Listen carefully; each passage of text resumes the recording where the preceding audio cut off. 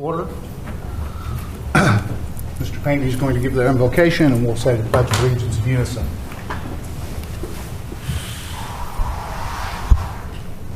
Shall we pray? Father, we come. We thank you for this day. We thank you for this opportunity to assemble. Oh God, we ask you to bless each and every one that's in this room. God, we ask you for guidance, wisdom, and understanding, and bless us that the decision we make this afternoon be honorable to this county, this state, this nation. Father, we ask you to bless each board member individually and collectively. These blessings are asked in your Son, Jesus' name. Amen. Amen. I pledge allegiance to the flag of the United States of America and to the republic for which it stands, one nation, under God, indivisible, with liberty and justice for all.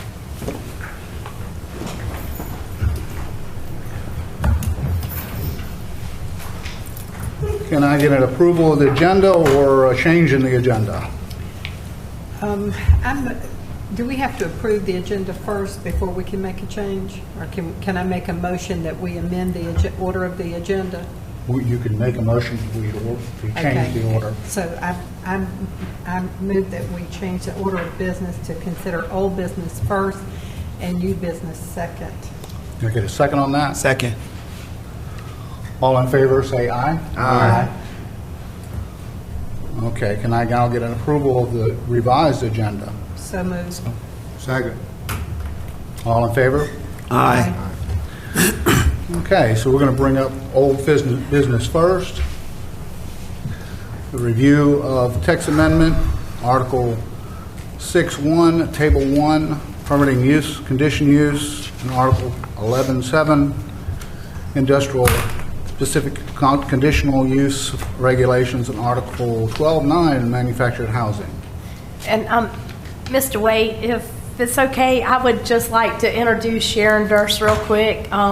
Sharon Durst works with us in the planning department, and she came at the end of February. She's been a great addition to our office, and she was present with us last month, so I just want to make sure she got a proper introduction, and we've enjoyed having Sharon. She's usually the first contact that a person makes when they come in, and I know that I've received many comments from customers about how helpful she is and how nice she is, so she'll probably come here somewhat and help us at the planning commission level, but we're specifically going to have her get started working with the Cypress Ridge Review Committee next month. Well, I'm sure she's going to be a great addition to your staff. I've spoke to her on the phone several times. She is very, very, very polite. Welcome. On October 8, 2019, the Planning Commission recommended the attached ordinance to the County Council, which that ordinance was in your package. And if you'd like, I could pull it up online. I mean, on the computer, on the overhead screens. I don't have it ready just yet. It's not loaded, but I'd be happy to do that. Ms. Durst did pass out the zoning ordinance for this amendment to the audience tonight, Okay. so they can follow along.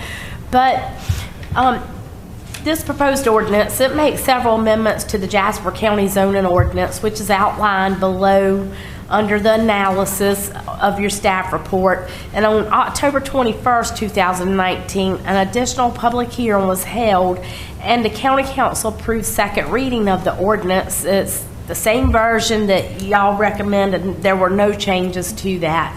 But at the November 4th, 2019 County Council meeting, the ordinance was sent back to the Planning Commission with two charges.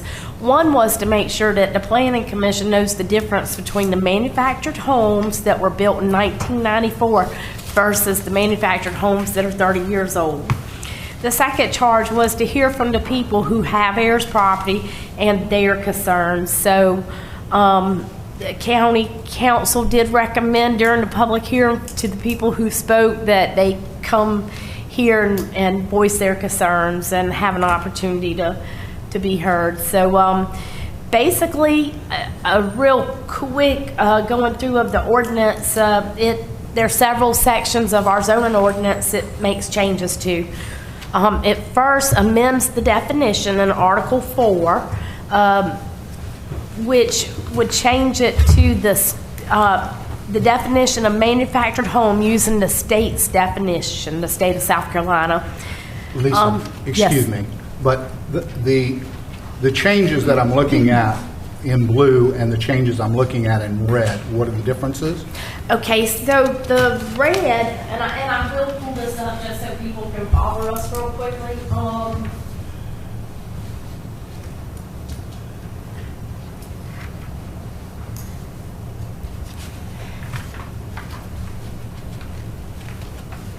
Oh, sorry, that's the wrong one. That's the next item. Let's see.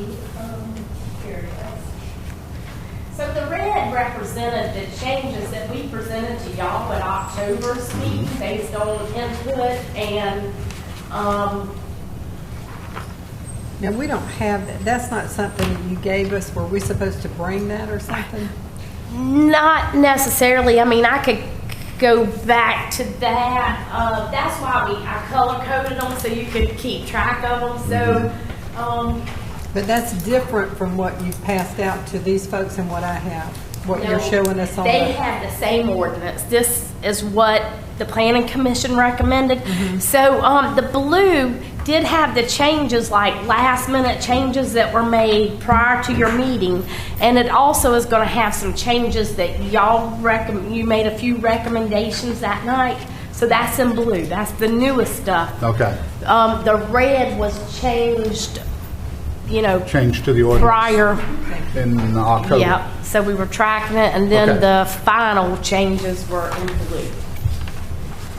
Like when we first presented you the ordinance with the changes in red, we meant to include the manufactured home, but we didn't. But we got a motion from you to include that. So when we went back and added that to the ordinance, it's in blue, which is right here. This would be the definition of the manufactured home. This is the state of South Carolina's definition.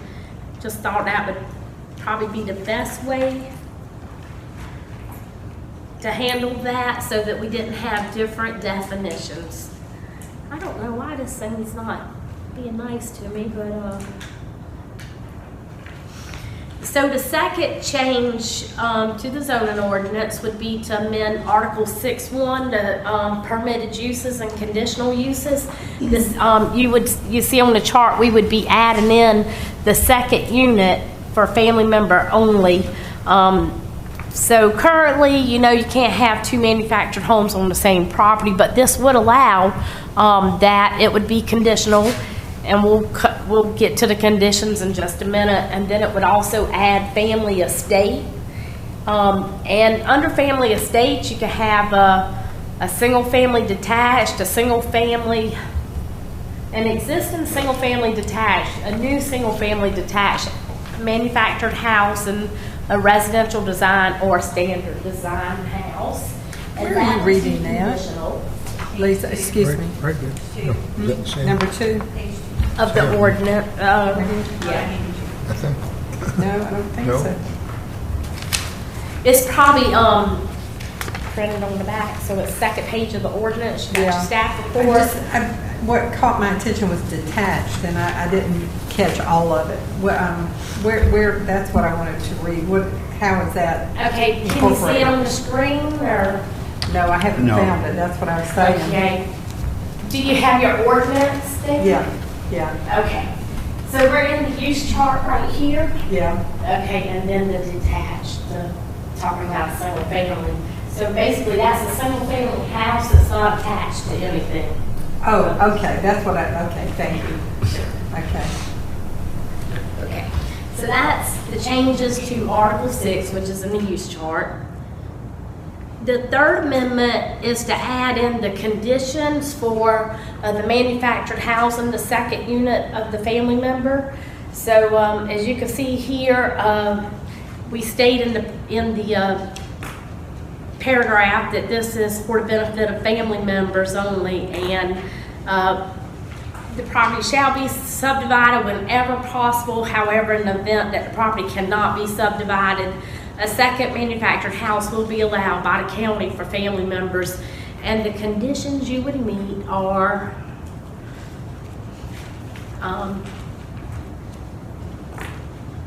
we'd create an affidavit that you would sign saying what your relationship is to the property owner. The second manufactured house shall not be leased or rented 5 years from the date of approval unless the leasee is related to the property owner by blood, marriage, or adoption. There's a minimum of a ½ acre per dwelling unit. That's our standards right now in a residential zoning district. So that's for residential and community commercial. And if you're into rural preservation, your minimum lot size is 1 acre for one dwelling. So in the residential zone, to have 2, you gotta have a whole acre. In rural preservation, to have 2, you have to have 2 acres. And then you have to provide a sketch plan or work with the DSR, that's the staff, the development service representative, to develop a sketch plan showing where the house will be located on the existing plat or tax map, and showing that it could, we say, demonstrate the conditional use compliance. So the next thing is the applicable lot area and setback requirements are met for both units as if they were established separately on their own lots. So we always call that like a virtual subdivision. It's not a real subdivision, it's just something you could draw out here, that if it were subdivided in the future, that gives us the opportunity to see that you met those, that you can meet that. If it's not connected to sewer, the lot sufficient in size and shape so that 2 units can be designed around 2 separate septic systems. Not always the case, but a general rule of thumb with the South Carolina DHEC, who permits the septic systems, is generally a ½ acre per septic system. And this last thing would be the second manufactured house cannot share a septic system, and separate DHEC septic permits must be obtained. Lisa? Yes, sir. Now, when we go back to the first paragraph, Oh, yes. it says the property shall be subdivided whenever possible. However, in the event the property cannot be subdivided, except in the application. Can you give me a scenario where Sure. the property wouldn't be able to be Sure. split? There might be a property that was already subdivided 3 or 4 years ago, and there's a restriction on that in accordance with our land development regulations. If it's done under a minor subdivision, you have a 5-year wait. So the DSR is not going to approve that plat. Okay. Another one might be, maybe it's a family land that they're trying to get probated, but it's not probated yet. Nobody really has the right to subdivide that. Or maybe it's a 2-owned, maybe it's a brother and sister own it jointly and there's not an agreement. Okay. Those are just ones I think of, just off the top of my head. More so the minor subdivision. We're going to see that, and we check that, and then you can't subdivide this until those 5 years are up. Right. Right. Okay. Is there any questions on this part of this ordinance? Lisa, am I in order, Mr. Yes. Lisa, to clarify, all before they only put 1 manufactured house on an acre, but now they can put 2, right? That's right. We previously... Under this new ordinance? Yeah, we previously were permitting more than 1, but, ever since May of this past year, we've not, because we went back and looked at the ordinance when all this came up, and we found that the use chart, the ordinance back in, I forget exactly what year, I had all those dates. I think it was the end of 2011, there was an amendment made to allow a second single-family residential house on the property if you met the conditions. And we do believe it was intended for manufactured housing. But when the ordinance was passed through the county council, and what was given to the county council never included manufactured housing. So we had the attorney look at it, who says, yes, y'all have been interpreting the ordinance wrong. So we acknowledge, and we've told the council, we've made many non-conforming lots now. And if you're non-conforming and you went through the process, you're legally non-conforming, you obtained a permit, usually under an ordinance that allows you to do something, and then the ordinance changes. So if you are non-conforming, you're a legal non-conforming use, say that your property has, let's just say you have a property that has 2 manufactured homes on it now, but one got moved off 8 months ago. Well, up to 12 months, you can come in and get a permit for that spot. But after the 12 months is up, you lose the right to use it, basically. I mean, I like that, but I just wanted to make sure it was, yeah. Yes, sir. So now we're saying, well, let's allow it, but we don't really want to make it a business. Right. We want to allow it for family members. That's what we're saying. Mr. Chair, do you mind? I have a question. I know that there is this 12-month period that protects the homeowner, but something you said to me and just now made me wonder if people that come in and get permits but don't use them, how long are those things good for? The permits are good. The face of the permit says it's good for 6 months. If you have to begin construction within 6 months. If you're building a house, and we know that there's a lot of different phases to that, you have to start within 6 months. Then you have to go through an inspection phase where you have that much completed within the next 6 months. For a manufactured home, it's just one inspection, so it's 6 months. Well, how were people protected? Because I know of a particular case where a person was protected because they had had this property for some time and they did not conform to the current ordinance. This is when I first got interested in this entire... I can't answer that. I'm not sure okay, I'll ask who the property because I don't want to is. bring it up here in open session. But so there are no protections for people. There should not be any protections for people beyond what you just described. Well, so Article 9 talks about your nonconformities. You have nonconforming uses, then you have nonconforming lots, and you have nonconforming structures, and all 3 of them are something different. So you might have a 1/4 acre of land that you permitted prior to this zoning ordinance, which was November 2007. We didn't have minimum lot size. So that 1/4 acre, it is grandfathered in because it was of record prior to this ordinance. Even though no one's ever lived there. That's right. You just have to meet your setbacks. If you cannot meet your setbacks, then you need to apply for a variance. So that's the situation then. That's what okay, so that's the non-conforming lot. And then you have the non-conforming use. In this case, what we're talking about would be the use of 2 manufactured homes on a property. They might be a property that exists with 8, and over the years they want to upgrade to a newer house. Those are grandfathered in, all 8. If there were 8 there, they're grandfathered in unless they let the use cease for a period of 12 months or more. And then your non-conforming structures or structures that exist that maybe they don't meet the setbacks today because they've been there long enough that their setbacks was different when it was permitted, or you find with buildings over the years, you'll find many who the buildings are so old now they can't meet the newer international building codes, but they're not required to upgrade unless they do 50% or more value as far as remodeling or rebuilding or whatever it is. Okay, thank you. Sure. Any other questions on this section? Okay, let's move on.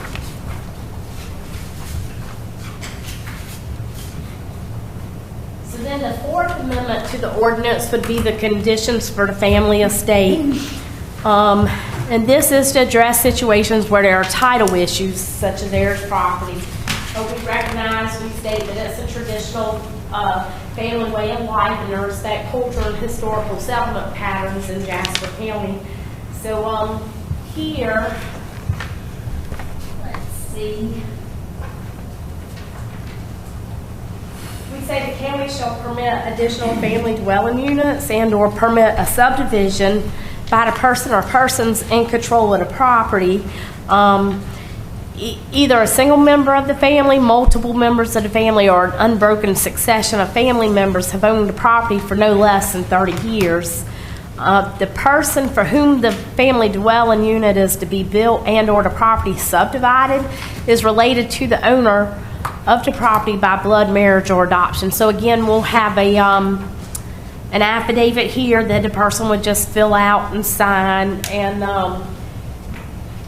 then as far as the single family unit design is, the dwelling unit design is as follows, that the family dwelling units may be built at the density set forth in the family estate below is limited by the subsection 4 of this section. So this is the density table, and this just stays true to the zoning district. So if you have 1 acre, you could have 2 units in the residential, you could have 1 in the rural preservation. If you have 3 acres, you could have 6 units in the residential, you could have 3 in the rural preservation. And it goes on and on till you reach a total of 12. So in the residential, you need 12 acres. I said that wrong. You need 6 acres in the residential to have 12 units. But in the rural preservation, you need 12 acres to have 12 units.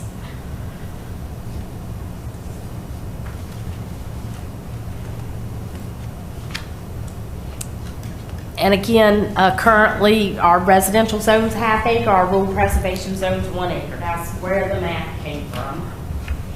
Any questions about that? No, but I have a question, not a question, but a comment, and I'm not sure if this is the place to bring this up, but when we discussed the family estate before, it was my concern that when we have these tracts of land where we're going to have up to 12 mobile homes on, well, I guess they could be on as little as 7 acres, or no, even less than that. Yeah, 6 acres. 6 acres, we could have 12 mobile homes. I am concerned that we need a setback barrier in these cases from a major road, because that is essentially a mobile home park. When you have that many, even though it's privately owned family land, it's still a trailer park. And I tell you,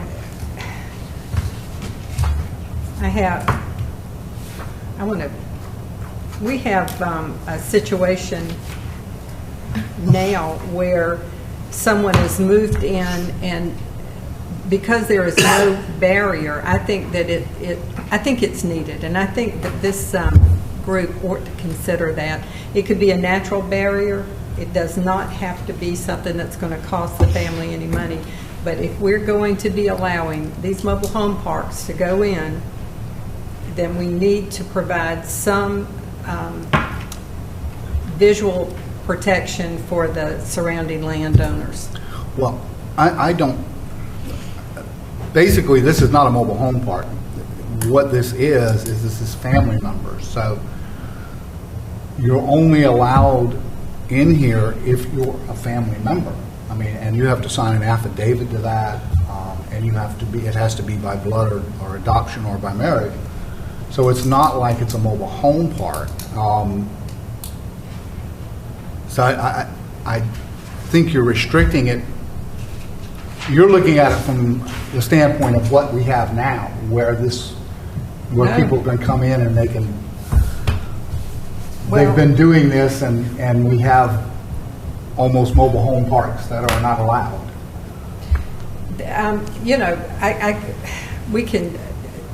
This is semantics. When you have 12 mobile homes, that really would be the same number that you would have in a mobile home park could, theoretically, right next to your home. And I'm just saying that we are looking, this is not going to change next year. In 10 years or 15, we're looking at improving the county over the next, for the next generation of people. And so think about what you want your county to look like. Mm-hmm. And so when I think of that, does it make sense to have these folks need to be able to use their property, and I heartily endorse that.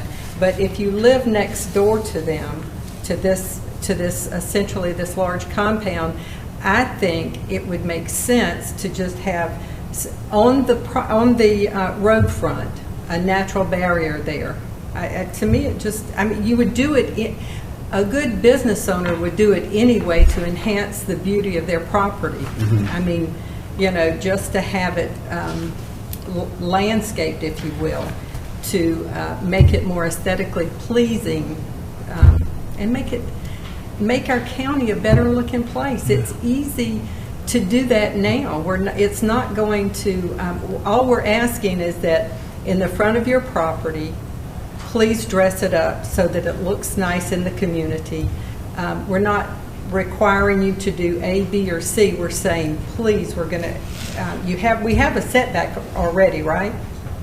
It's already required that they set back from that. All we're asking is that it, like we do for so many other groups, make it look nice for the community. That's what I think it ought to be included, you know? Mr. Chairman, at least if I can commemorate, hadn't we passed something like that before? If you have road frontage, you decorate it, but it depends on how far you back off of the road. Didn't we pass something like that before? Well, like a major subdivision, or in case of if somebody came in and applied for a manufactured home park, they would be required to have a roadside buffer. Right. You'll be But here, if they're further back off of the road, there were no requirement. If I can remember, we passed we're that. going to introduce to you a okay. subdivision next month. Yeah. I'll be coming to see you, and you know that they're going to be required to have a roadside buffer, because that's what the ordinance says for a subdivision or a mobile home park. Right, because I remember one time we passed something where if you're close to the road, you have to have these buffers, but it all depends on how far back you is off of the road. They weren't required. So we never, like a single-family residential or residentially property used for residential use, hasn't been a requirement, but it is enforced with commercial subdivisions, and you know, a real mobile home park is considered to be a commercial venture. Right. They're usually just renting out the space. Okay. And if these could never be rented out to anyone that was not related to the property owner, is that correct? That's if right. If they did, they would have to comply with the current regulations? I think this one, did it say 5 years? Let me look. I think it says 5 years. Yeah, I think 5 years. 5 years. I don't think so. Might not. I know the other one did. 5 years somewhere.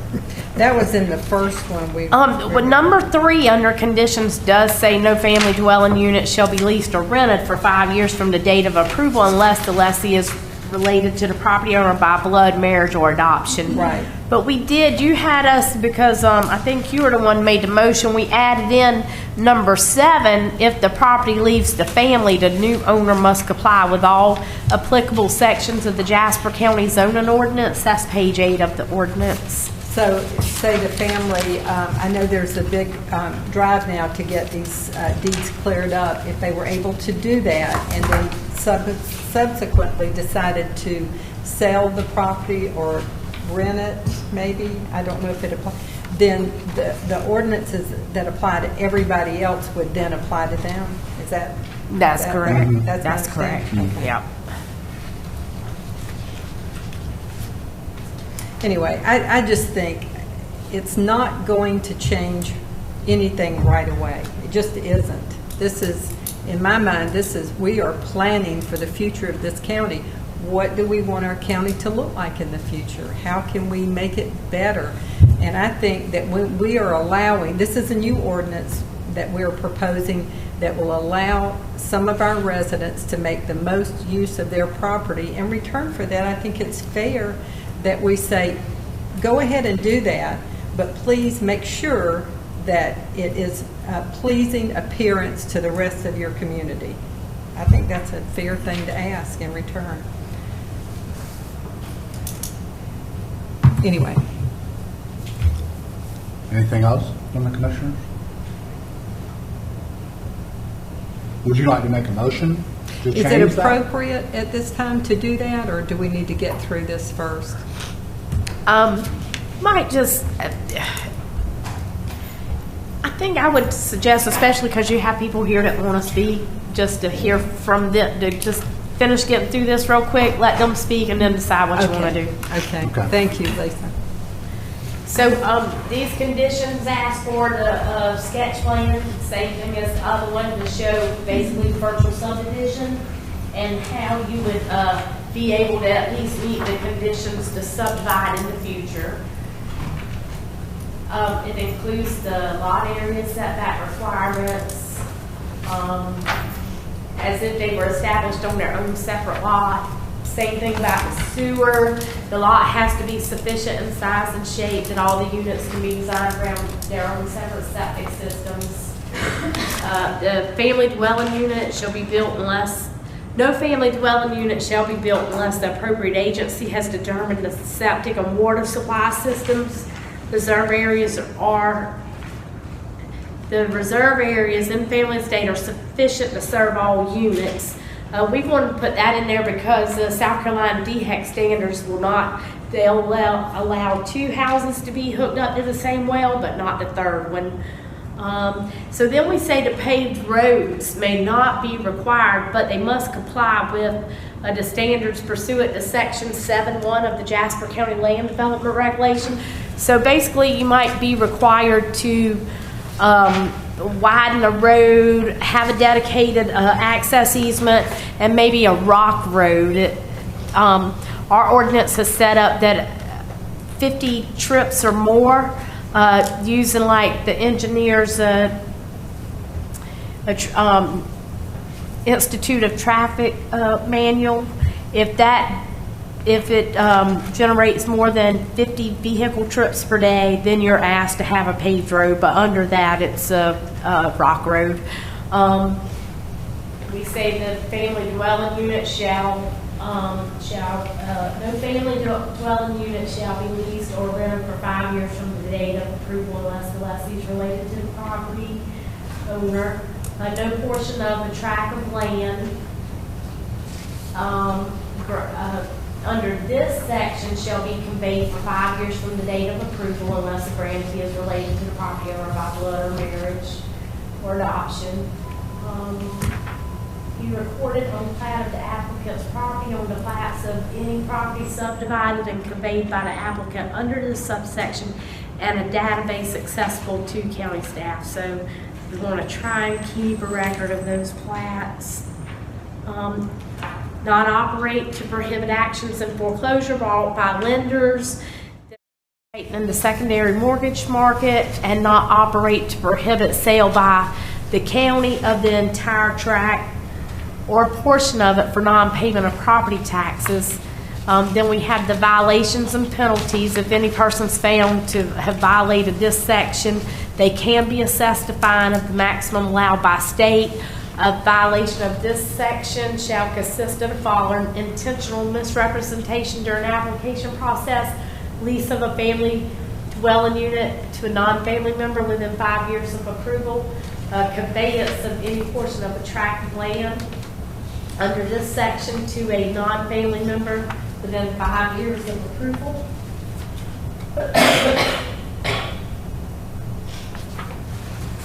And then we say the fine may be waived if it can be shown that lease or conveyance to a non-family member was absolutely necessary to avoid foreclosure on either a family dwelling unit or any portion of a tract granted a density bonus under this section. Until that fine's paid, you can't get another permit. As a condition of the approval, the applicant and the person for whom the family dwelling unit is to be built or the property subdivided shall read and sign disclosure forms describing violations of the section and applicable penalties. Oops. And then it did go on to say, let's see, that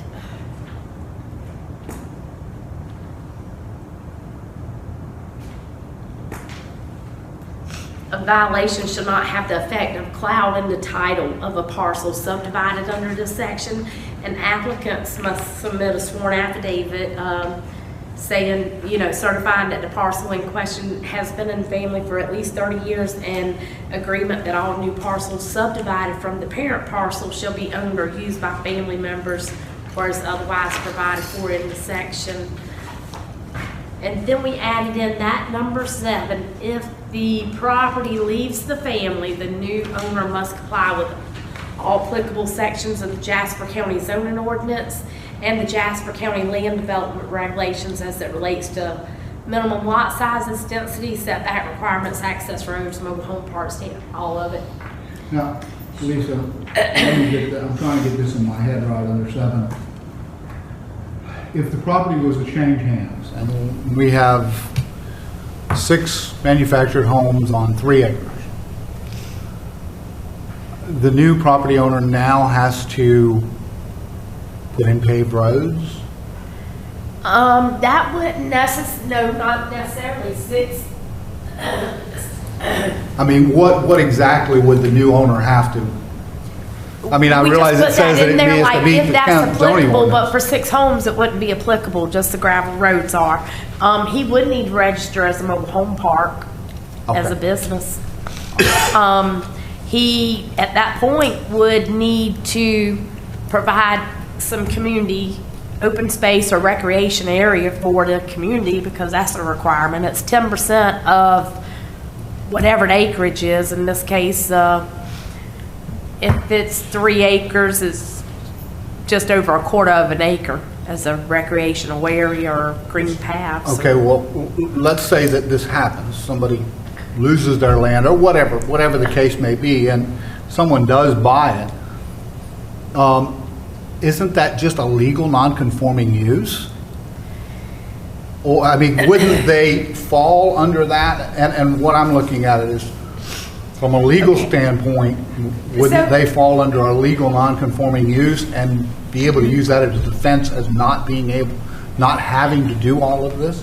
But if we don't change the ordinance today to allow all these exemptions for the family, that new owner that gets the property, he wouldn't have all those rights. So it is, he would be purchasing a legal non-conforming use.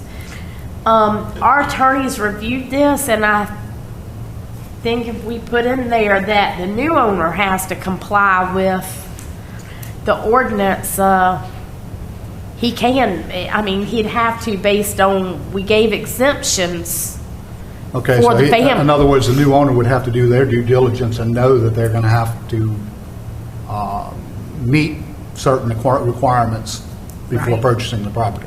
Yes. Okay. Mr. Chairman, Yes.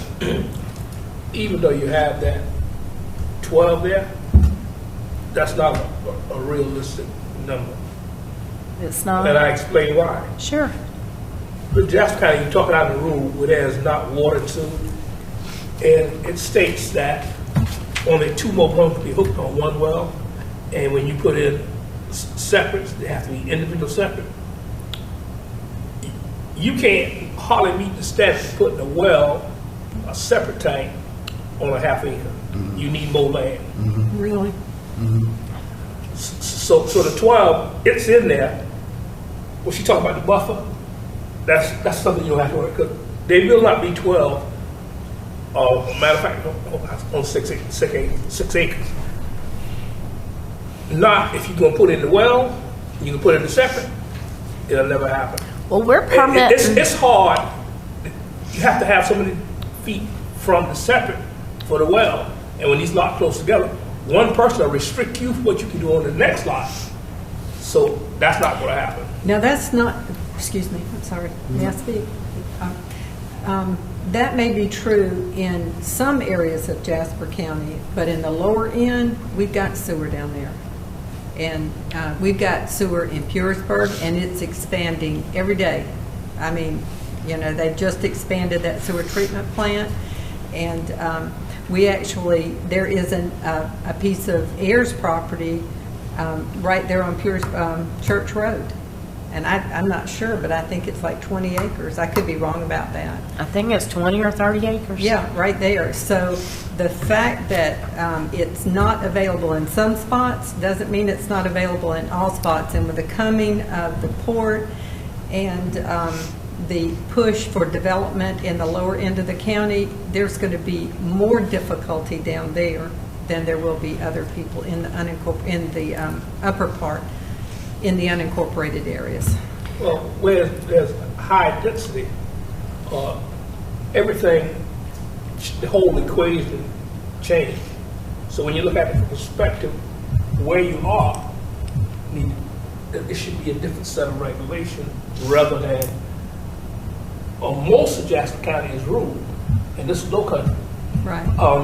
It's some real large tracts of land that I know of. They can't, on 10 acres, they can't get 3 Manfred houses. I listened to you guys discussing that before. I didn't know that. It's been historically a problem down there, but in the lower end, but it's fast not becoming one. And we had some very, we had people working on it for a lot of years to get water and sewer down there, and some of that's coming to fruition. But anyway, there's one, I'm sorry, can I go to something else?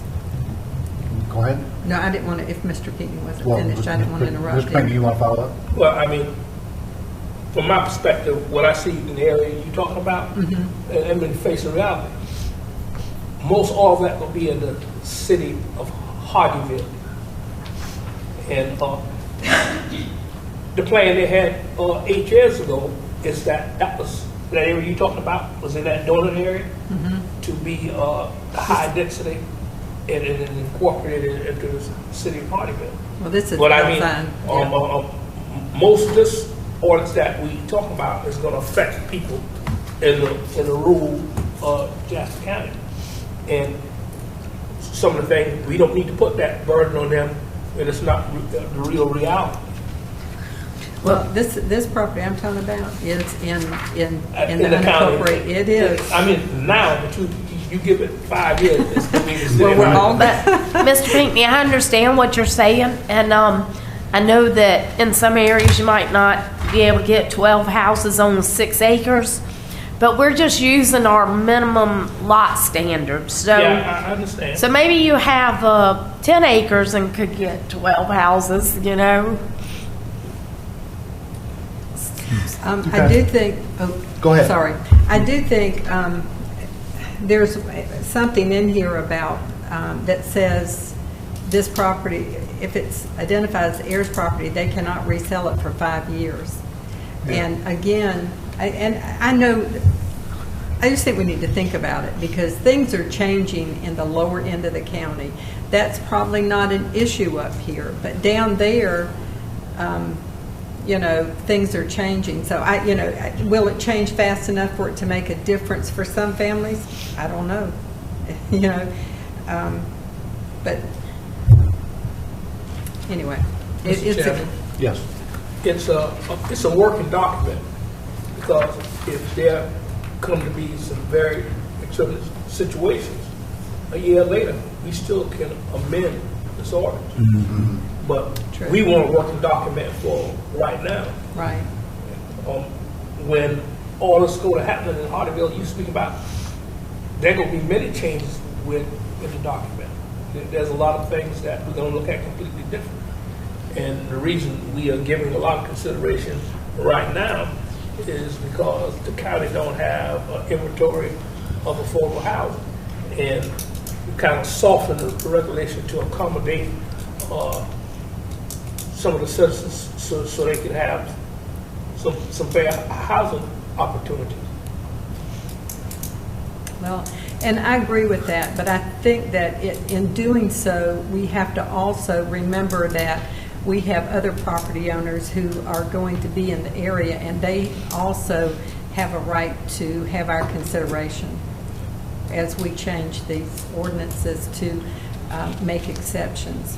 And I do, and I've said this repeatedly, I do accept these.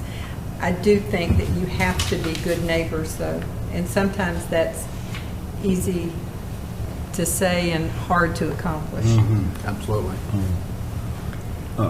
Mr. Chairman, Jenkins? Lisa, in all of our deliberation, and even in your office when we start putting these things together, has there ever been any consideration of what effect what we pass and what we do affect people who can't afford some of this stuff that we putting together. Because, you know, we ask a lot of stuff, and, you know, Jasper is a poor county, and I'm concerned about a lot of this stuff we pass and what the impact it have on people that can't afford some of this stuff. Has there ever been any input or any? You know, this here will help people who strictly want to use their family's land. But if somebody wants to use it for a business, it's not going to help them. And in our department, we see too many people there, those that have cash on hand that can pick up a house out of Beaufort County or wherever for $2,000 or $5,000, and if they're the ones who own the land, they bring it. And, you know, we, all three of us, take phone calls all day long from people who, they want to buy this property. How many mobile homes can I put on it? Because all they want to do is make money off other people. Those people, they're the ones, they do have. And they're the ones that wind up with everything. They can afford to put in the infrastructure and the things that are required. So it's the family members we're trying to give the exemptions to, not the business owners. Good. Yeah, that's my concern. I just don't want to sit here and just push things on people that can't afford. And that's one reason we kind of came up with this, where, property gets sold at the tax sale, and we've had one of those recently. There was a non-conforming mobile home park. The guy winded up with the property. It's very small. I don't even know if it's an acre of land. It's not even an acre of land. At one point, it had 4 mobile homes on it. One got gone. The third one, it's like a 1974, is literally falling down. They're out there trying to just fix it up, going to rent it out, substandard work, no permit. And we posted it and said, nope, it can't be lived in. It's going.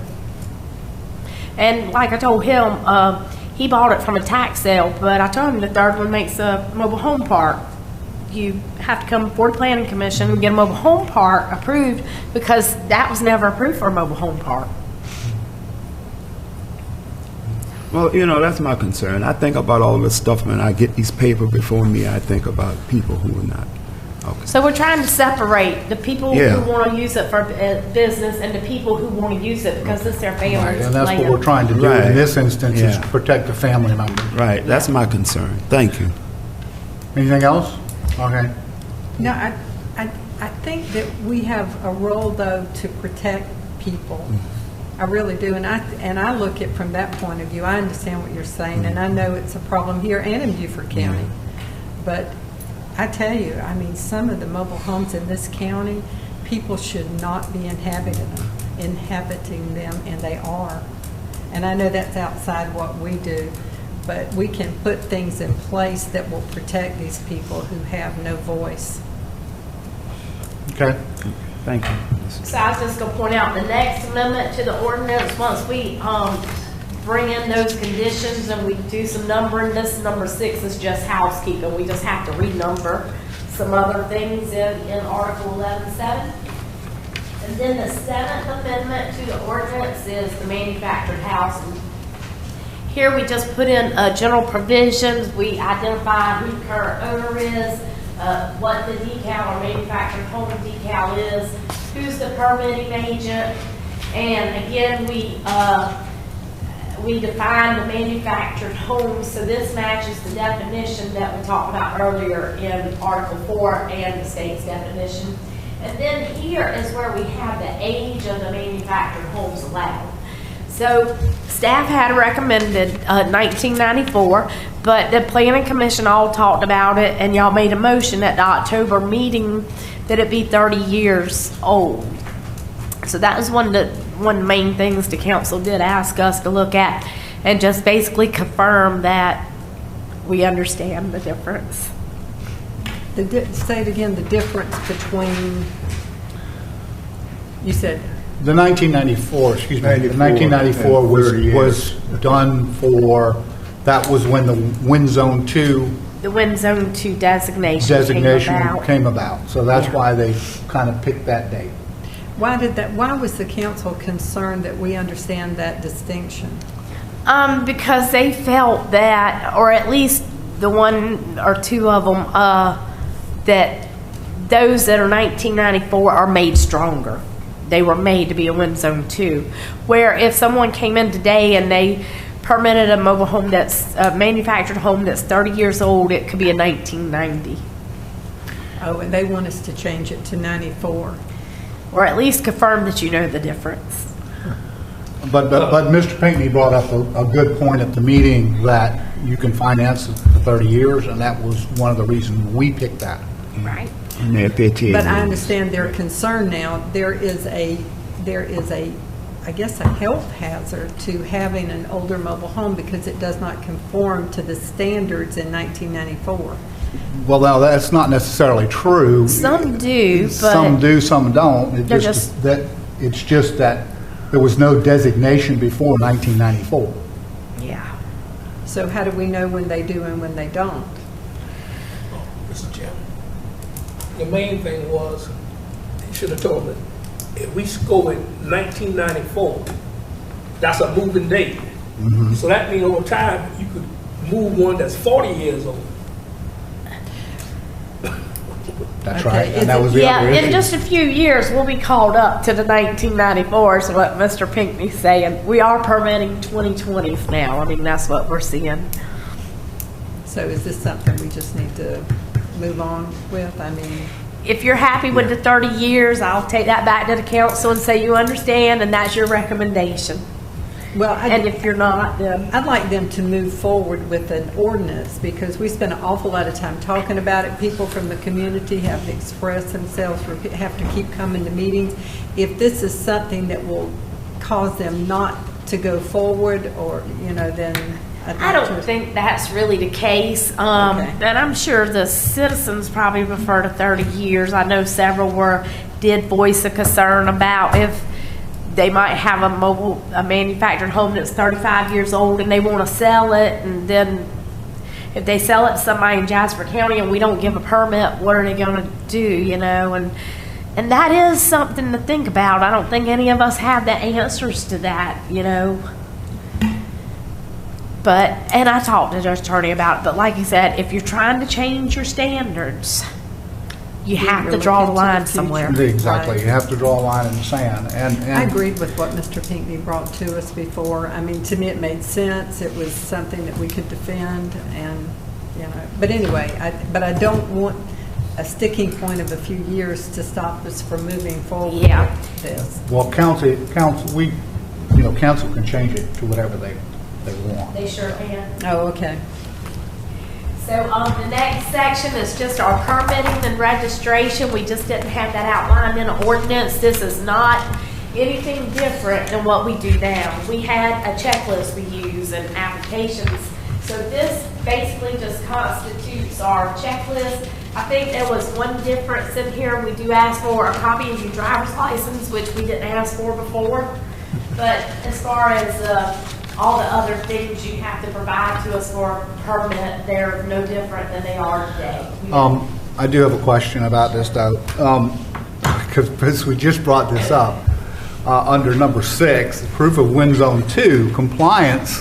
Well, if it's a But if it's a 1994 or newer, a Right. 2020, we do need that. right, okay, Yeah. but what if it's a no, you're not required. Yeah, Okay. they're not Okay. required. That's all I needed to know. Thank you. And so we had proof of wind zone 2 in there. We just didn't have the word compliance. I don't even know why it's highlighted. I guess that we added it in.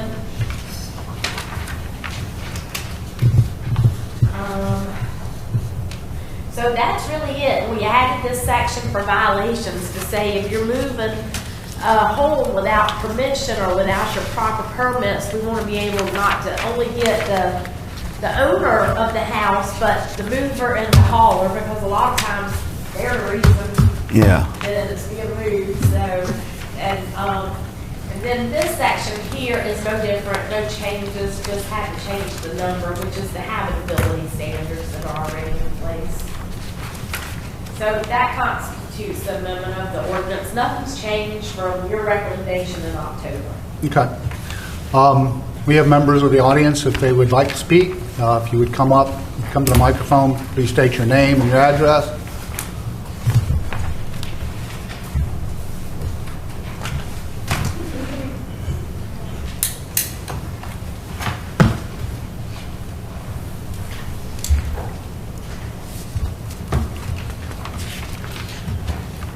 Good evening. Good evening, sir. My name is Reverend Donald Shuftal. My issue is one that you all may have addressed and may not have addressed as of yet, but I'll explain the situation and maybe you all can give me some feedback with it. From what I was hearing, it sounds as if you still have it where individual actually have property, and if it's less than an acre, no other housing can be placed on that property or whatever and all. Is that correct or whatever and all? All right. Now, for what I've seen, the purpose for that is not to increase the overall allowed density. Now, when you live in an area where there are presently the density there, they already have multiple homes on less than an acre of land, why would other individuals in that area not be allowed to actually place something on their property? I'll give you a prime example of myself. I live in the area where I have a little bit over half an acre of land, less than an acre. It just about everyone in that area has the same amount of size of property. Other individuals have 2 homes and a trailer on the same size of property. New property have been built that look better than the properties that were already there in existence before them, look much better than them or whatever, and all matter of fact, because they built more modern. And other individuals who desire to place a house or a manufactured home are not allowed to put one there, and you would have ample space for front yard, backyard, with no problem. And it will not take away from the density of the area because you already have homes that are there that have individuals have actually added other homes and manufactured homes that have not taken away from the density of the area. So other individuals, most of us who are there live in homes, like my particular home, I bought it around 32 years ago. It's a brick house with ample space for, and when I bought it, I had the intention, I bought it that way so that I have a place big enough for another home or a manufactured home to be placed on it.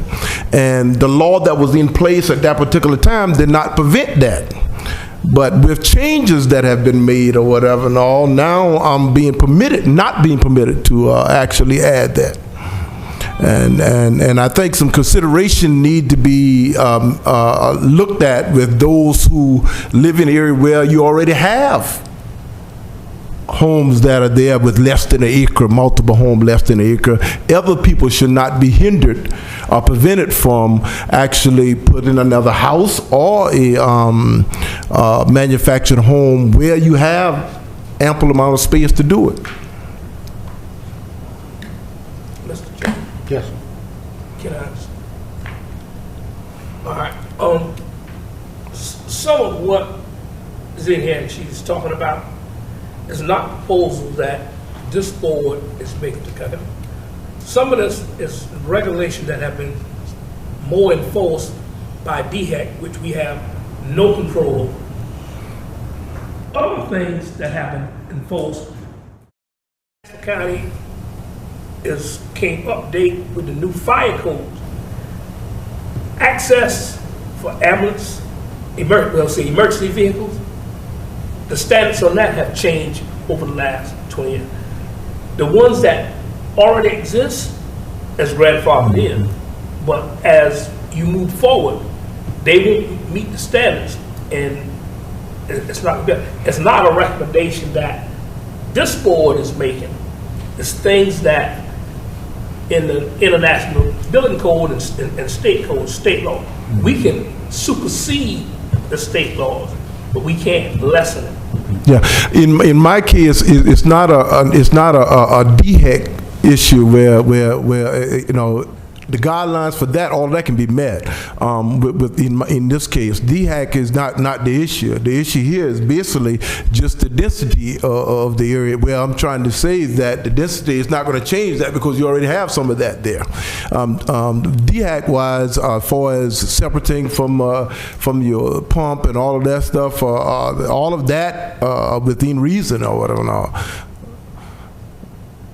That is not, what I'm saying is that is not the issue in this case that preventing another house or manufactured home from being placed on the property.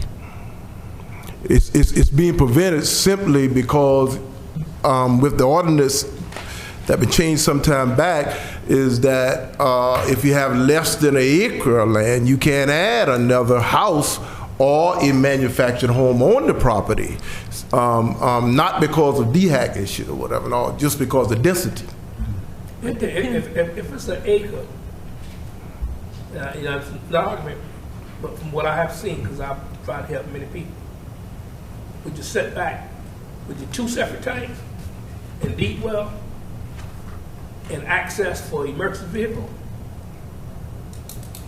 very hard to meet those standards.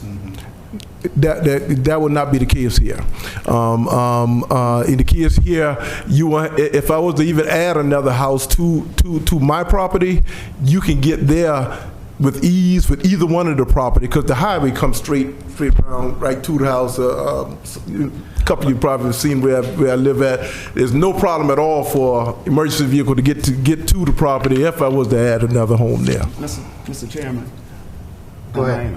Mr. Shefter, I think I understand what you're saying.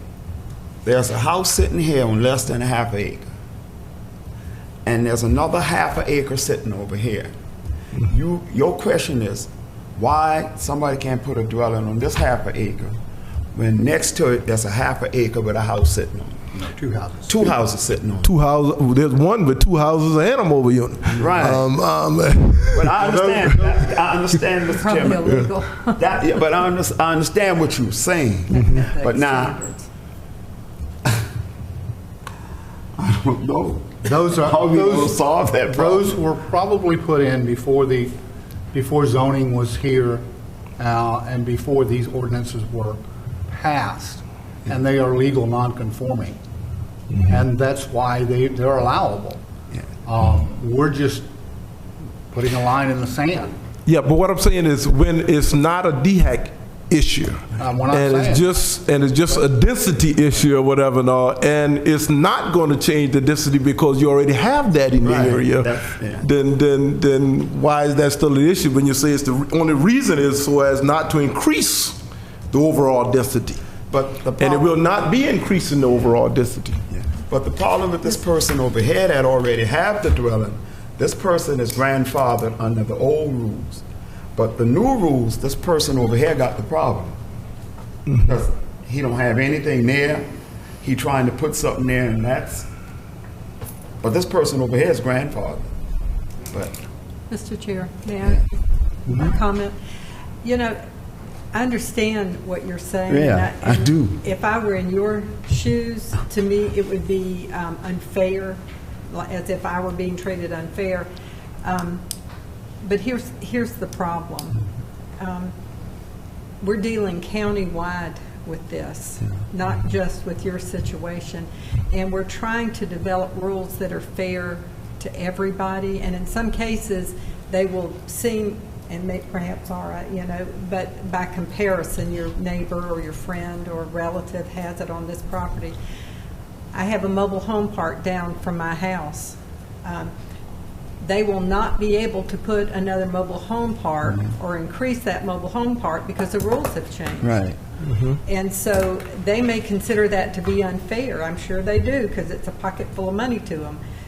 But these guys, before I got here, had to make some choices about how our county is going to look in the future, and relied on the professionals to help to develop a land use ordinance or plan, which this body approved.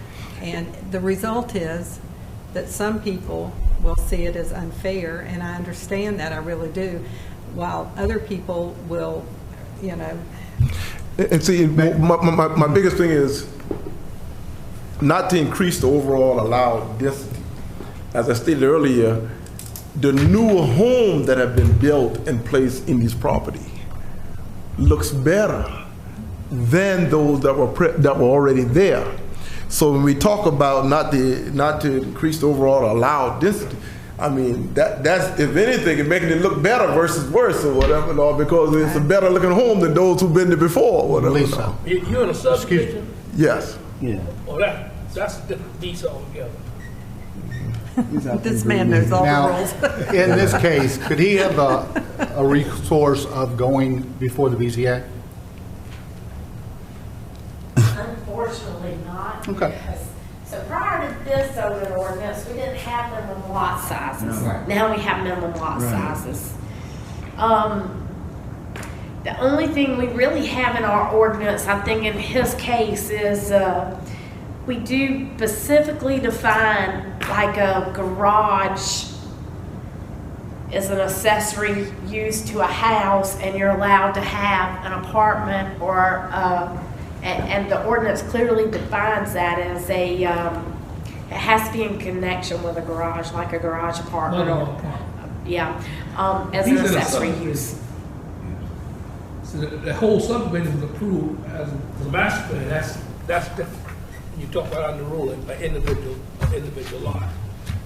And then there's only other recourse is that the ordinance is changed again to change the lot sizes. And it can be amended, especially when you're talking about those who are over 30 years, as you were just stating, and where you're not going to bring the neighborhood down with what you place in there, but actually take it up even more because you're building a more modern home, one that looks better than those that are already presently there. Or whatever. Unfortunately, there's always going to be someone or some people that are going to get caught in the situation like you're in, where you feel like you're being treated unfair.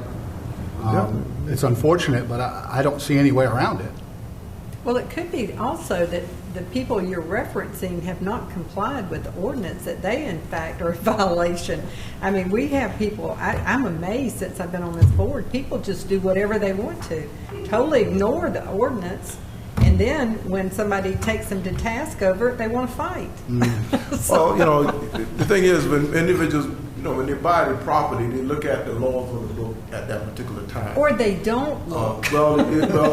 Even if they didn't, the law that was in place when they bought their property, they bought it with the intention of doing things. Right. And then years go on, when they've gotten up a certain age, they've got kids that have grown up, and now they are of age to be able to have a dwelling place because of the changes in law. What you had in mind cannot.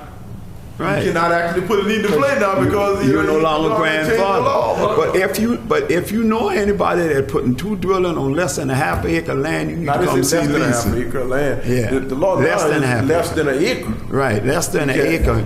You need to come see Lisa because somebody doing something No, illegal. you have to have an acre. All of them is over a half an acre. Right, But okay. all of them is less than an acre. Right. Okay. Mr. Chairman, Thank you. see, if that's in a subdivision, an engineer, the whole layout plan, had to approve that. Yeah. And it's a lot of variables to that, because when you're in a subdivision, and somebody may be about, because they have to consider the runoff of that water and everything. Now, it's a big difference. Like she was speaking about the Hardyville area, they got water and sewer. Yeah. But where it's a separate system and deep well, sometimes they say that we are in compliance. On your lot, you in compliance from your separate tank, but then you set a separate tank close on the borderline of your lot. You got your separate tank close to the next person on deep well. That's why engineers, when they draw these on this map, if you go right there and pull that subdivision right, I guarantee the ones that did them double that, they are not in compliance. That's why when they got a master plan for a subdivision, they don't even take our view on it. We get a person with a certificate that is professional, engineer to look at this, because things that we can't see without the time, because we're not a professional engineer with the runoff and the setbacks and all. They have to put their rubber stamp on it. Yeah, but like I said, now, in this particular area, though, DHEC is not the issue. It's just density or whatever, not the issue. Yeah, but you don't know that that other person is in compliance. I'm not saying And that so- whether they're e-compliant or That not. changes I'm the just saying, if DHEC is not an issue and density is the only issue, then that needs to be amended or whatever and all. If DHEC is not the issue and density is just the issue, and whereas if someone build another home on that property, and it enhance the look of the area, the individual some kind of amendment need to be made when you're looking at something that would enhance versus bring down. In general, I agree with that. However, Mr. Pinckney explained it really well in regards to the engineering that's required for these subdivisions that looks at the whole property, not just one individual subdivision. And it's not about density, it's about what works in terms of water and sewer, because your sewer could contaminate your neighbor's groundwater. And so they have to look at all that. So, but Thank you anyway. very much. Yes, sir. Anyone else? Made it clear to you, sir? Okay, okay. Good evening. Good evening. Chair and evening. the board. My concern is also about. Excuse me, I'm sorry, can you please My state your name is Morris Lawyer. Thank you. Yeah. I'm a former manufactured home dealer. And there's a question that I will answer for Ms. Butler in a little bit when I get around to that about the Zone 2. But my first concern is about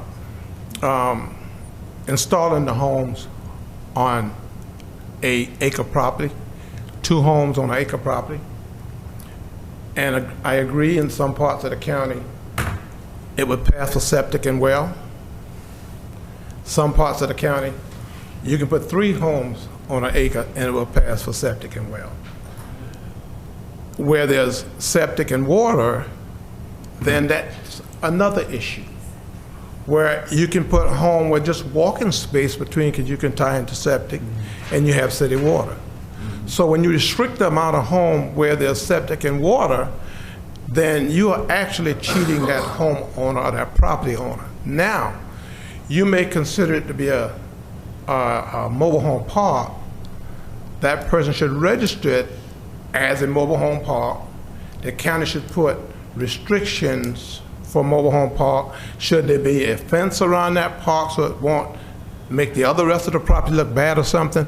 Or should there be hedges bearing around that park so it don't show it a bad appearance? We all can agree to that. But what we can't agree to is that when you say you can only put 3 homes on a property because it's an acre, or 2 homes on a property because it's an acre. And if that property has 2 homes sitting on the back part of that 1 acre property, and you got a whole another 1/4 acre up front, and half of that property would perk for a septic tank, and you have a distance to the corner of that lot that you can put a well, then you preventing the person from putting another home on the property for his or her child. And I think that in this county, that would be wrong. If it won't perk, won't have the space to put a septic and a well, then the inspector that goes out to perk the property to determine whether that can happen, that option should be left out for that property owner, I think. Now, when you talk about property that has septic and well, had I lived in the Hardyville area where there's septic and well, and I had 5 acres of property, and I had a home somewhere else, and I wanted to develop that property, I would do like they did 40 years ago when they started this farmers home. You remember these 8 farmers home administrative houses all out the county? Was anybody concerned about how close they were? Nobody was. And they were one here, one there, one here, and the street run down between them, and you know, people just lived. And they did that because people wanted affordable homes. So where you have water and sewage, and you want to put a barrier or some restriction to make the property look good, that should be implemented in the ordinance, not the amount of home that's put on the property.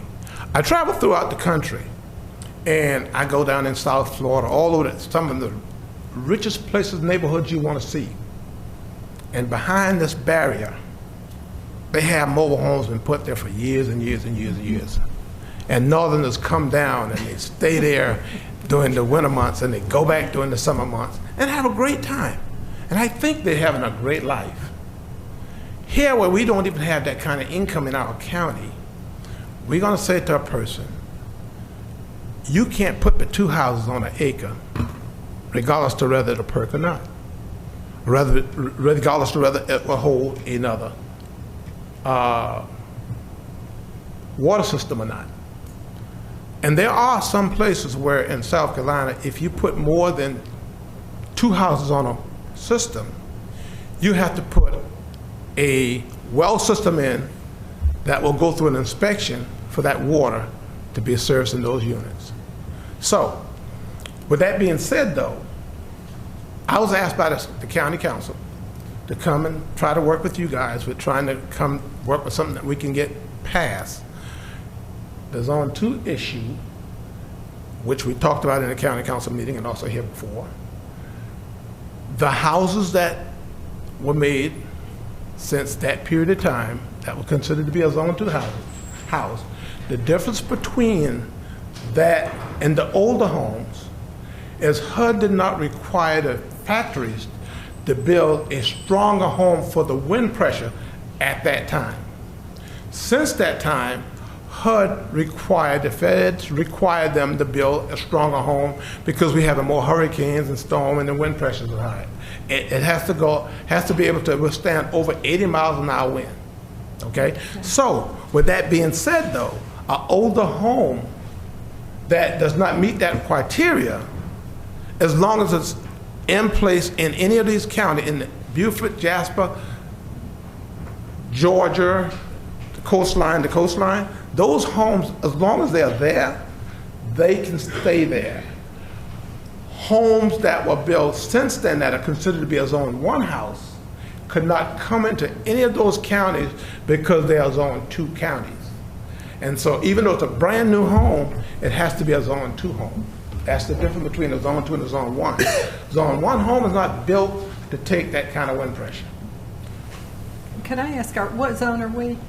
We're in Zone 2. We're in Zone 2. Yes. Okay. So we're in a Zone 2 county. The only kind of house can come into Jasper County, Beaufort County, and the adjacent county along the coast is a Zone 2 house. Okay. When you get down into Florida, there are homes like Zone 3 homes, which are a bit stronger than the homes that are here. So that's the structural problem that we're having when you're talking about old and the newer homes. Now, the 30-year-old home that concerns me is that you have in here that a home over 30-year-old, even if it's already installed in the county, you cannot move it from one lot to the next. That's wrong. That is wrong. That is wrong to require my son, when I'm done paying for my home, if I got a double wide or a triple wide home, I'm done paying for it. 30 years gone, I'm done paying for it. He said, well, I'm going to move this home about a half an acre over and reinstall it because I'm going to build a house on this spot. Or I decide I'm going to move out of my mobile home and build me a home because I'm going to give this to my son. After 30 years, I can't move it, even it's already, you won't even allow, you're not saying that you're going to even allow the grandfather in to be moved from one spot to the other, right. Which I think, again, is wrong because the house is already here. So it should be able to move from one spot to the other. There's so many people that were raised up in single mobile homes that got older, got good jobs, and they pulled their mobile homes to the side, built them a nice house, and then guess what? They gave that mobile home to their son or their daughters. Now you're saying that after 30 years, even though it's a Zone 2 house, they can't reinstall it in the county. That's not right. So my help to you is to ask you to please consider that if a home that's over 30 years old pass the building inspection and the requirements in the county as far as structural concern, that home should be allowed to move from one spot to the next so that the kid can inherit that home and have a place to live. The 12 house on the acres, on the, I don't mean to take up too much time. The rural preservation, the 12 house on 6 acres. I don't understand the logic in that. So I'm having a problem with that. I'm having a problem. I don't understand. Yeah, but I want to remind the board that we're not here to answer questions to the public. You can address certain things, but we're not here to, because we would have dragged this on and dragged this on, we'll be here all night. So, you know, I'd just like to remind the board, we're not here to answer the questions. We can hear the public and listen to what they have to say, but we're not here to answer their questions. But go ahead, Mr. Mayor. This is a provision that we're not in the ordinance at all. This is a provision that we are putting in to allow individuals that have heirs property, that their family members could put homes on that heirs property. And in the ordinance that was established in 2007, when you talk about, actually this is developing what they call a subdivision. And when you put in a subdivision, you have to meet the standards of road, and this is a conditional where you can just put in a gravel road. And all the things have been reduced and made an exception for heirs property and families that they can utilize that heirs property without subdividing. If the county allows numerous of homes on a property that hadn't been developed as a subdivision, and there's emergency, and because the road wasn't made to put in there and they rubber stamped it, they have a liability at hand. I'm not concerned about the road structure. I'm not even talking about subdivision. I'm just talking about if you got 6 acres. You didn't have it, and well, some of the places that you see in the county now, and the way they have been done, is in strict violation of safety. I don't doubt that. And something else I want to share, and I'm not going to ask you a question and answer, try to answer more. We are not the approval board. We are a recommending board. We're going to make a recommendation to council, and if they perfect, we serve at their pleasure to change it in any direction they choose. Well, at the last county council meeting, they asked me to come and work with you all and bring my concerns here, and to, in case you didn't know about some of the things that pertain to manufactured home, to enlighten you on those things and our concern about how we see it going into our community. And that's the effort in which I'm making. I will be to the next county council meeting with the final print of this at the 4th reading. And if there's some things that concerns me, again, I will voice that, my concern. But I do hope that you would take what I said under consideration, because people don't have the ability to buy these $200,000 houses in these subdivisions. And if you look in any place in the region right now, the average house is going to cost over $150,000. What young man graduating from high school is going to be able to pay that with no credit? So thank you for your time. Mr. Lawyer, thank you very much for informing us. I didn't mean to sound like I was cutting you short or anything like that. I'm just reminding the board that, you know, we're not here to answer your questions, because we go back and forth with the public. We'll be here all night. So, but I do appreciate your input and your experience in manufactured homes. Well, you know, this county ordinance is a working process, and we have to take under consideration what is best for all the citizens in the county. And every part of this county is not the same, and I realize that. Some parts of the county are much, much different from others. But we want to try to, wherever we can be an impact for my community and share my experience with the county, the board, or even this meeting, because I take off from work to be here, to come to these meetings. So where I can share my expertise, I try to, and not get into a confrontation, because at the end of the day, we all want the same thing. Absolutely. Thank you So very much. thank you so much. I wonder, I'm with Mr. Pinckney, I don't want to draw this out either, but I'd like to, there are two things I'd like to say, if I may. One is, I am not sure that we have the expertise to do the kind of evaluation that would establish mobile homes as safe for people. I just don't think, I mean, you mentioned that, and that occurred to me that that would be a problem, that we do not have that expertise on our staff that I'm aware of. So that's one thing. The other thing is, I've been down to those and looked at some of those mobile homes that you talk about in Florida, and I would love to have those in Jasper County. They've got paved roads, and they are close. But let me tell you, that costs a lot of money, and I don't think that the infrastructure for that alone would be overwhelming for our people here. But there are nice, they don't look like mobile homes, but they're very nice. And so I know what you're talking about. Anyone else? Good evening. Good evening. My name is Lavinia Yeomans, and my concern was the same thing as Mr. Lawyer, which he already asked the question, so I'm not going over it. And I know that Mr. Pinckney said about you all are here for recommendation, so I would like for you all to please just add in as well the recommendation, like he said, about if a mobile home is 30 years old or older, just like it was said at another meeting before. Some people don't pay their mobile home off until 30 years. They have 30 years loan. So if I would need to move mine, for instance, put a recommendation that it would be allowed to be moved. If someone is already living in it, why not? Even if it's 30 years old and a person is living there and need to move it, it should be allowed. That's my concern. Thank you. Thank you very much.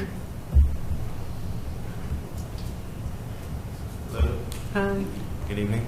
My name is Maurice Lawyer, and I just had a couple of recommendations that I thought should be considered, just to kind of piggyback off of what my father was saying. When you look at heiress property, and some persons may have a similar situation, some persons may not, but I know in our family we have heirs property, and Mr. Pinckney, I'm sure you're aware, and Mr. Jenkins, where we are, I have cousins that already have mobile homes or stick-built homes on the 60 acres of land that we own.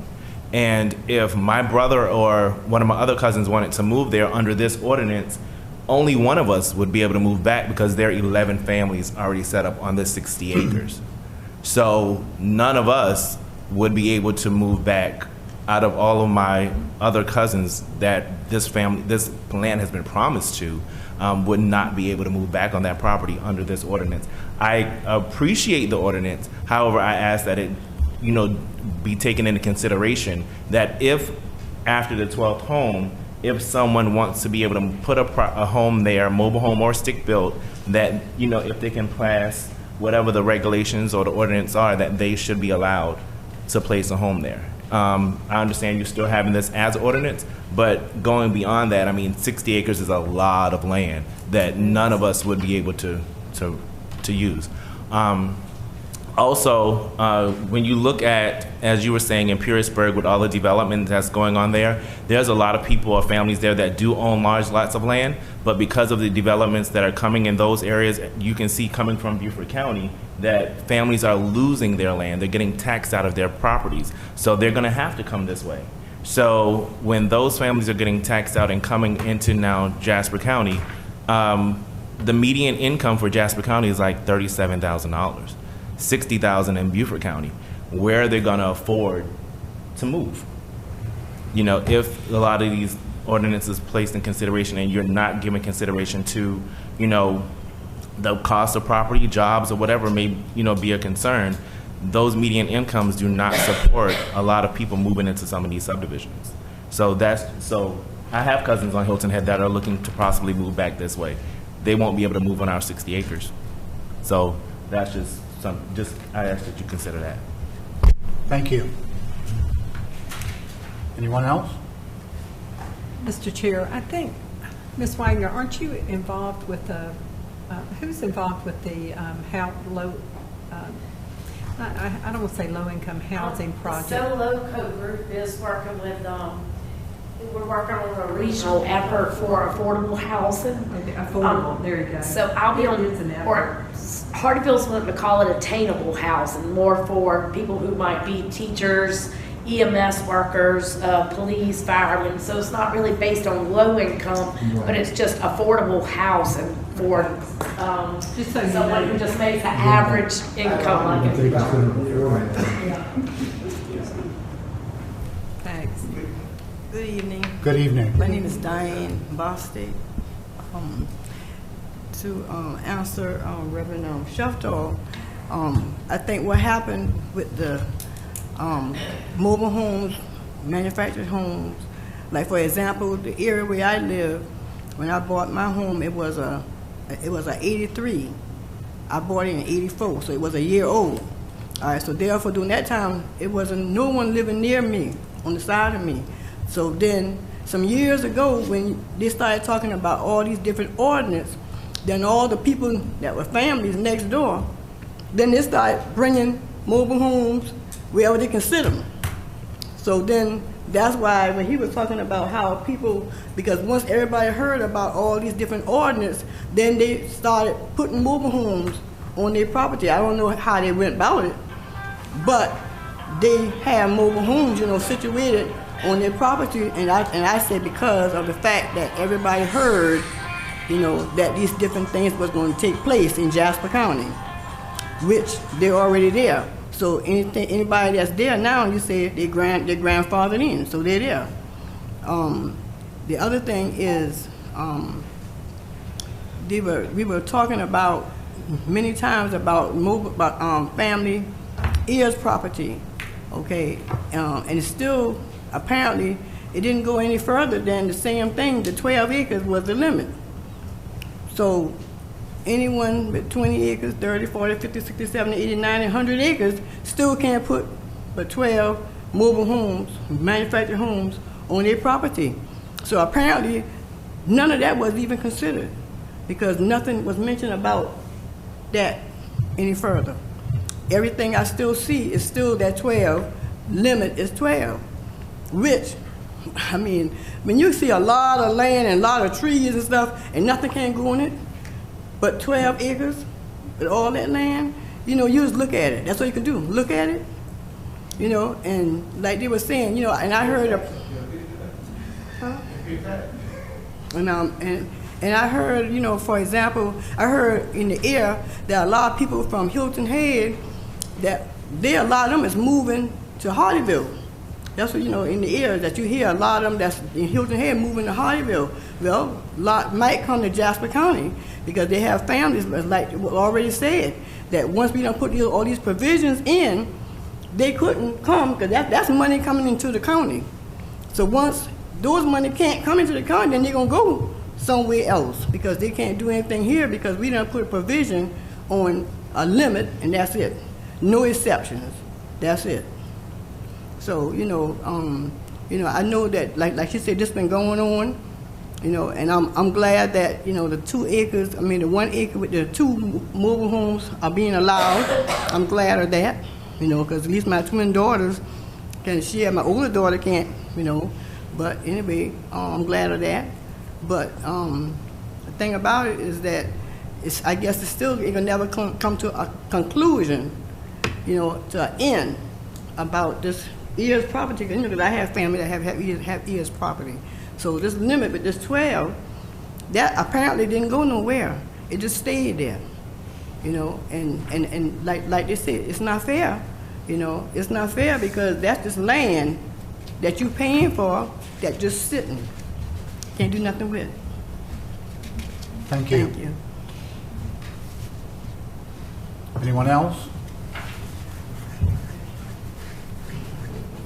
I thank everyone for their comments, and we will consider each and every one of them. We do hear you, and that we appreciate you coming and taking the time to come out here and voice your opinions. Okay. Mr. Chair. Yes. Folks, you probably already know this because I know Mr. Jenkins told everybody that he could think of, but there have been some workshops on dealing with the heirs property for people who want to get it. And Mr. Jenkins, you probably need to talk about it. But There, I think Mr. Pinckney they had one at your church, right? They are having these seminars over the county. I think on Saturday they had one at the Baptist Center. But they are having these seminars, and there are places you can contact to give you input on heirs property. But I know they had one at Mr. Pinckney Church, last month? Yes. Last month they had a seminar at Mr. Pinckney Church, and on Saturday they had one at the Baptist Center. But there are places you can contact to get information on heirs property. And, I would advise you to please, I don't have the information now, but I think I did have one of those brochures, but there are places you can, she wants to recognize. Yes, ma'am. Can you come up to the mic? Yeah. I'm sorry.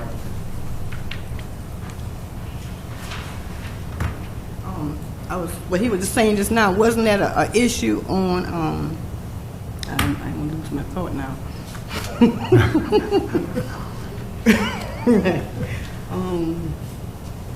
No, what I'm saying, they are having seminars on heirs property. You just got to find out where they are. Okay, I know what the question was. Okay. Yeah.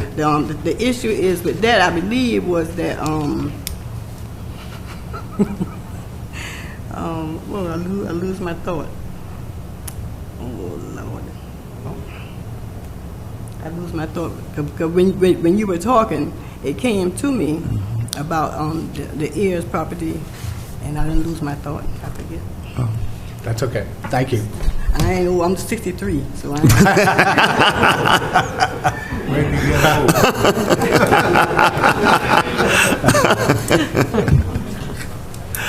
Okay.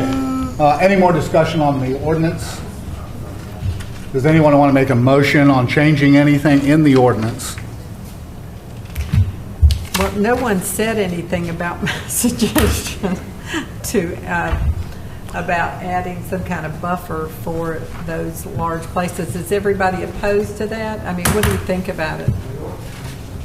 Mr. Chair, Yes. we had discussed it before. I know. That would be biased because we don't put that restriction on stick-built houses. We wouldn't want to put that restriction on manufactured houses. Yeah, I mean, I feel like that it's too restrictive, but that's just me. I don't know how the other commissioners feel. Yeah. Is there a setback? There is a setback requirement? There is a setback, and the setback's based on the zoning district. So, it is based on the zoning district, but also the road, what type of road it accesses. If it's like a state road that's a 2-lane highway, it's 35 feet. But if it's a multi-lane highway, it's 60 feet.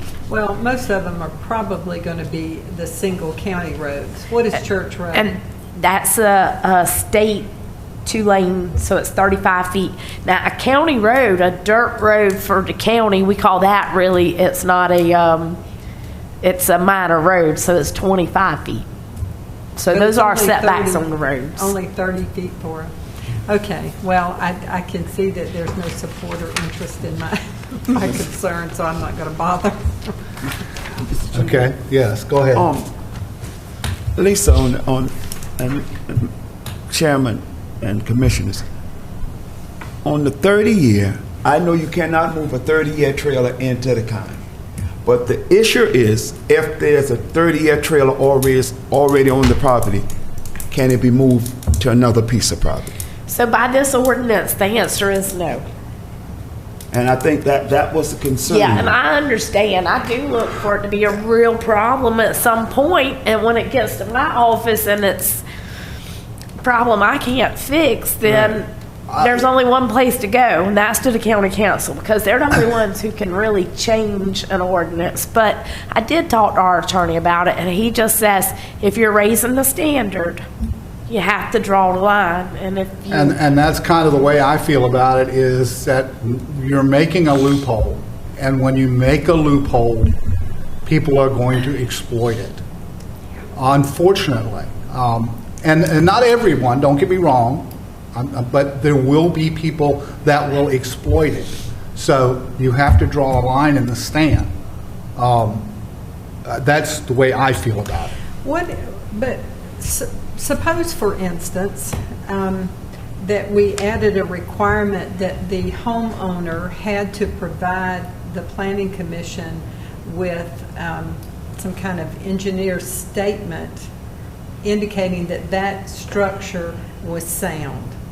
You know, that's the problem. It's not that it's 30 years old. That's very arbitrary. Right. The issue is this something that we can reliably place a family in, and they will be safe? Mm-hmm. I mean, we don't want to succumb to public pressure just because people want it. But I understand that in some cases maybe those mobile homes will be, but there has to be somebody that will take responsibility for saying that that is a... And unfortunately, that would put a lot on staff. No, we can require the homeowner to do that. Mr. Chairman. Yes, go ahead, Mr. Payne. Even the orders we passed was about 4 months ago. When talking about moving a mobile home, it could be 5 years old. They do an inspection to make sure that it's habitat before it can be moved. But that being habitable is different from being structurally sound. These folks do not have the technical expertise to evaluate a mobile home and determine that after 30 years whether it's safe or not to be inhabited. That's my concern. Like I've told you before, I've ridden around and looked at some of the mobile homes that are older, primarily in the parks. They should not be inhabited by children. They should not be living there. And so once these things get there and somebody's using them to generate income, they're hard to move. We don't have, apparently, the resources in place to have that happen. I don't know. I understand the gentleman's concern. Mm-hmm. If I own one for 30 years, I would feel the same way. But we're on the other side of that coin. We have a responsibility to the public. Right. Well, I understand it as well, but if you were to appeal your setback or a DSR decision, or you wanted to reduce your setback or parking requirements, all that goes to the BZA. Our ordinance doesn't allow special uses. So if you did, some ordinances in some places, they have special uses set up in their use chart. That goes before the Board of Zoning Appeals, but we don't allow that. So we're setting a stand. We're making it a rule, and in order to make an exception to the rule, then I don't know how you determine what's going to be exempt and what's not going to be exempt, or how do you handle that? Like you mentioned, coming to the Planning Commission, I feel like I would need to get some legal opinion. Oh, I agree on that. Oh, I agree. I mean, I don't know anyone, and I don't know all of the services provided in their technical expertise, but I don't know which department, and I'm guessing none have the technical expertise to go out to a mobile home and say, yes, this is structurally sound. I doubt the county would want that responsibility. However, if the homeowner wants to move that property and they are willing to go to the expense to have an engineer or a structural engineer evaluate it and provide the county with documentation that it's safe, then why not? Does the commission want to amend this and put that in, that a 30-year-old home that is in the county now, right, can be moved within the county if the, I'm not sure how to word that, if the owner is, will supply a structural engineer report stating that the home is structurally sound. To be moved and inhabited afterwards. I don't know, that's off the cuff from this, listening to the concerns of the public. And I would think that the lawyer, our lawyer would need to word it correctly, because I'm sure we're not wording it correctly. I mean, I do not think the county should attempt to take this on their, as a responsibility. Right. I believe the homeowner should take it on theirself, and they have to stipulate the credentials of the person that. And it does put the burden on the owner. It does, and takes it off of the county. Takes it off of the county. But that provides an avenue for compromise with the public. But I don't know. I think it needs to go by the attorney. I do. I mean, Mr. Chairman, Yes. Mr. Pinckney? if we face the real serious reality, this ordinance was brought about for a transition for the county. And let's face it, if we can eradicate some of the undesirable things in the county, and if we can eradicate a lot of the property, there could be a vast number of stick-built houses built in the county. You talk about affordable housing. The mortgage on a stick-built house is no more than on a manufactured house. It's just that financial institutions, the way some of these communities look, would not invest money in this community. So that was one of the reasons they wanted to tighten up the ordinance on manufactured house, where the communities could look better, and financial institutions that they are talking to would be willing to make these investments in these communities. Wow, Mr. Pinckney, that really knocks me off my feet. Really? I mean, what are we doing? I mean, if we don't tighten up these ordinances, then what are we doing to the people that own this property? We're providing them no help in the future of getting a community and a stick-built home. Well, Mr. That's Chairman, why so many of our young citizens, It's they terrible. move to Pooler, they move to Bluffton, they can get a $250,000 house, and the payment is no different from on a $100,000 manufactured house. And they got investment, that home value grows, manufactured house value decreases. We have not been good stewards of our communities. Beaufort County, they built where 3 mobile home parks were. They built townhouses. They didn't sell those mobile homes. They said, if you want them, we'll give them to you to move them. You know where most of them came? Jasper. Over here. Mr. And if you don't have no rules, it's all right if it's over there by That's right. somebody else's house. But when they bring one of them old mobile homes from one of them trailer parks, and you can put it right by you, say they're gonna fix it, and it just sat there. It's a sore eye, and it's What happened at my house? what you trying to do. And you know, on the Church Road, Steiny Road, y'all know we've been working on that neighborhood revitalization for 2 years, but when you have the dilapidated houses, whether it's stick-built, whether it's a motel, whether it's a manufactured house, if it's vacant or dilapidated, you have squatters in there, you have criminal activities, and you know, we see that going on. I think you need to go to the county council and talk to them. The only thing, I agree with Mr. Pinckney. The only thing that I don't agree with, Mr. Pinckney, is that we're talking about a manufactured home that's already here. And Right. if we put the burden on the homeowner to get an engineer to sign off on Right, it say it's a and say that structure. the home is sound and livable, and someone wants to move it in a different part of the county, well, maybe we should consider that.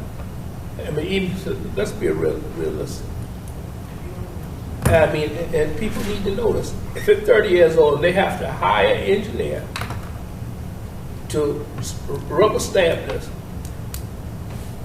if he approve it or he disapprove it, it's going to be the same money. That's right. That's a bill that they will not Absolutely, be able to and it's going to be a hefty bill. It's not going to be cheap. Well, but it's a way, it is a compromise between saying you cannot do this. And then, But you can do it, but this is what you have to do. I mean, nothing is perfect. Exactly. It's not. And Right. And after your speech just now, which really wasn't a speech, but your comment, I mean, it makes me believe that by not taking a firmer stand, we're hurting people. I mean, I could live with they approving that an engineer has to approve. right. Okay. All right. Any, Just one other thing, Lisa. One of the persons spoke about 12 house on 100 acres of heirs property. that's right. We did put a cap on it because if you let it get too far. Only 12 houses on 100 acres.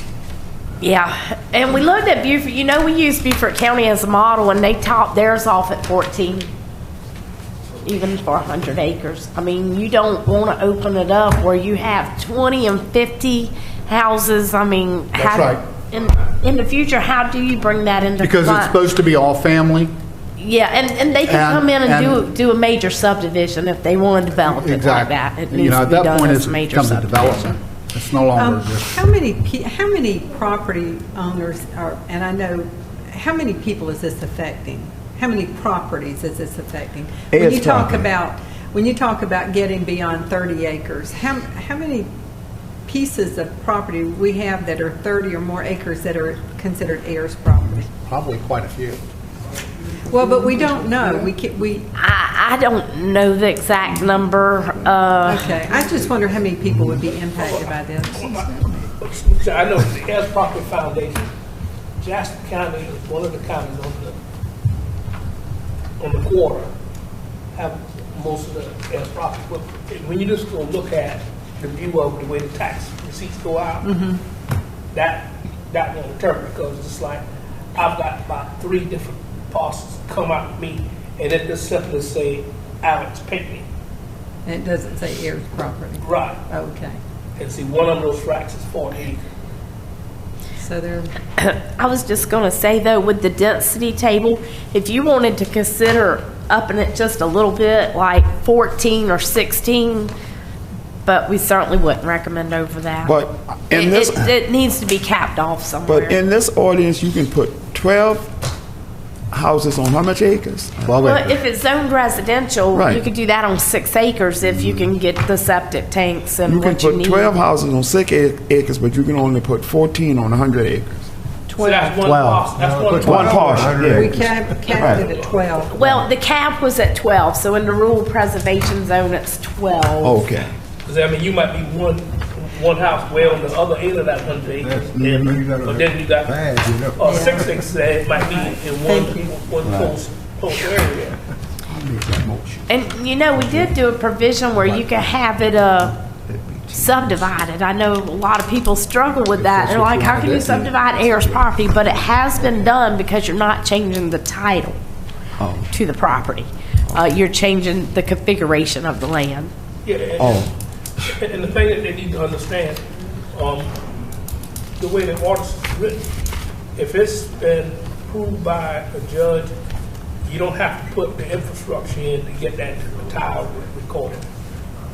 That's right. A court-ordered subdivision they don't have to comply with the ordinance at all. Right. Now, we do have a stamp. We stamp it that says this is a court-ordered subdivision. You're not guaranteed a building permit, a septic permit. You know, maybe you could get that if you can meet the ordinance, but you're not guaranteed that. We didn't look at this subdivision. We were ordered by the court, though. And so we have a stamp that says that. That doesn't mean they can put anything on it? Not necessarily. They might or they might not. Okay. There's no guarantee. Okay. Anything else? Mr. Chairman, I'll offer a motion that we amend and allow property owner that has a 30-year-old trailer already in the county to be able to move that trailer prior to have an engineer inspection and take it by the building department to get approval to have it moved. That means from one piece of property to the other, not out of the Within county, the in the county. county. Okay. I have a, could we Wait a minute, say? we have a motion on. No, I want to amend it. And Okay. Am I allowed to amend his motion? Right, first off, do we have a second? Second. Okay, now, Okay. I think we need to add to that pending review by the attorney, because I think the attorney needs to fine. give feedback to us before we actually pass something, don't we? That's fine. well, I believe the attorney needs to word it Right. correctly. Yeah. Because we're So- probably not wording it correctly. Okay. So we're just indicating by this motion that we would like to see that in, okay, I'm good with that. Okay. Yeah, and on the back page of the ordinance, Okay. David has to, Attorney Tedder has to sign off saying that he's reviewed it for form and, Okay. whatever. Is there any other questions or discussion about this? I would just like for it to be clear that the homeowner, it's the homeowner's responsibility to provide this information to the appropriate department. I don't know if that's you or your department, or, Sure. but it should be clearly stated in there. Okay, Mr. Chairman. Okay. That's it, thank you. Okay, all right. Before we move forward with that motion, I would like also for the commission to address 1 and 2 of council's concern, to make sure that the planning commission knows the difference between a manufactured homes that were built in July of 1994 versus manufactured homes that are 30 years old. Are we of all consensus that we understand the difference and that we still want the 30-year cap? Commissioner? Yes, on both, for me. Yeah, I mean, we need to vote on that first thing first? Pass that Yeah. motion. Do we need to pass that? Well, Right. the passing that motion, though, is passing the whole ordinance, which is, that's, No, this is just Just a moving of the trailer. okay, excuse me, Yeah, excuse you me. need to carry- All right. yeah, carry it. All in favor of the motion on the table? I say aye. Aye. Okay, aye. We don't have to Unanimous? pass this again. Okay. What's that? He said we need to pass the ordinance again. We don't, we don't need to vote on that again, do we? No, what he asked, what our consensus on the way it is now, if we're gonna leave it to 30 years the way it is now. No, I mean, what were you asking us? Well, I thought we had to actually send this with a recommendation, the ordinance back with a recommendation, right? Isn't that right? Right. That's right. Okay. Right, Okay. right. Now, back to what I was saying, 30-year and then, or the 1994, I would like a consensus from the commissioners on whether or not we do understand that. I think I do understand it. And are we all in agreement that the 30 years is the cap? Mr. Peavy? We can make a motion and make it amendment. All right? Somebody want to make a motion? I so move, Mr. Chairman, that we send it back to council with a 30-year recommendation. Can I get a second? Second. All in favor? Any more discussion? Excuse me. Any more discussion? All in favor? Aye. Okay. Yeah, the next thing is to hear from the people of Ayers property and their concerns, which we did hear from everyone in the Right. in the audience, and we did try to address all of your concerns. No, we're not going to make everyone happy, unfortunately. I mean, we're just not going to do it. So, can I get a motion on whether or not we're going to pass this ordinance or not? Or recommend council the ordinance for approval? So move, Mr. Chairman. Second. Okay. The same ordinance, right? With the amendments that I would think, is that right? Just, we only changed one thing, and that was adding the possibility of moving a 30-year-old. And you confirmed 30 years. Do we And need we to state confirm that the in 30 the years. in that motion? don't think so. Okay. I think the motion you made covers that as being set back with the 30-year recommendation. Nothing's changed but the one thing you just added in. What was their other concern? The Heirs 30 property years? was the other concern. There were two concerns, right? Yeah. Yeah, they just wanted you to hear from the heirs property. Right. You know, the bottom line came down to it was a public hearing. The public hearing's done at the county council, but they wanted to kind of push those comments back this way and let y'all hear. To And- see if we could address it in some way. And we appreciate the tell comments ya. of the public. I mean, after listening to Mr. Pinckney, I tell you, that's what he had to say is so. I think it's powerful for people to hear that, to know that this is not a random thing. And he's been doing this a lot of years. I've just been doing it a few months. You guys have too. But to know that we're keeping people down by not improving our county. The very people we think we're helping, we're hurting. So I think we need to push forward with this. I really do. In spite of the people that oppose it, I've got to look at the longer term benefit to more people, to the younger people. And that's what my opening statement, that's why I asked the question earlier, are we taking into consideration what are we doing to our citizens when we pass these things? We have to make sure that we involve them, their physical, their financial. We need to make sure that when we pass these things that, we have these people at heart and in mind, because I don't want to make an excuse that we live in a poor county, because I know everybody in Jasper County is not poor, but we do have some people that can't afford, to meet some of these stuff we pass. And that's why in the beginning I made that statement that we need to be sure.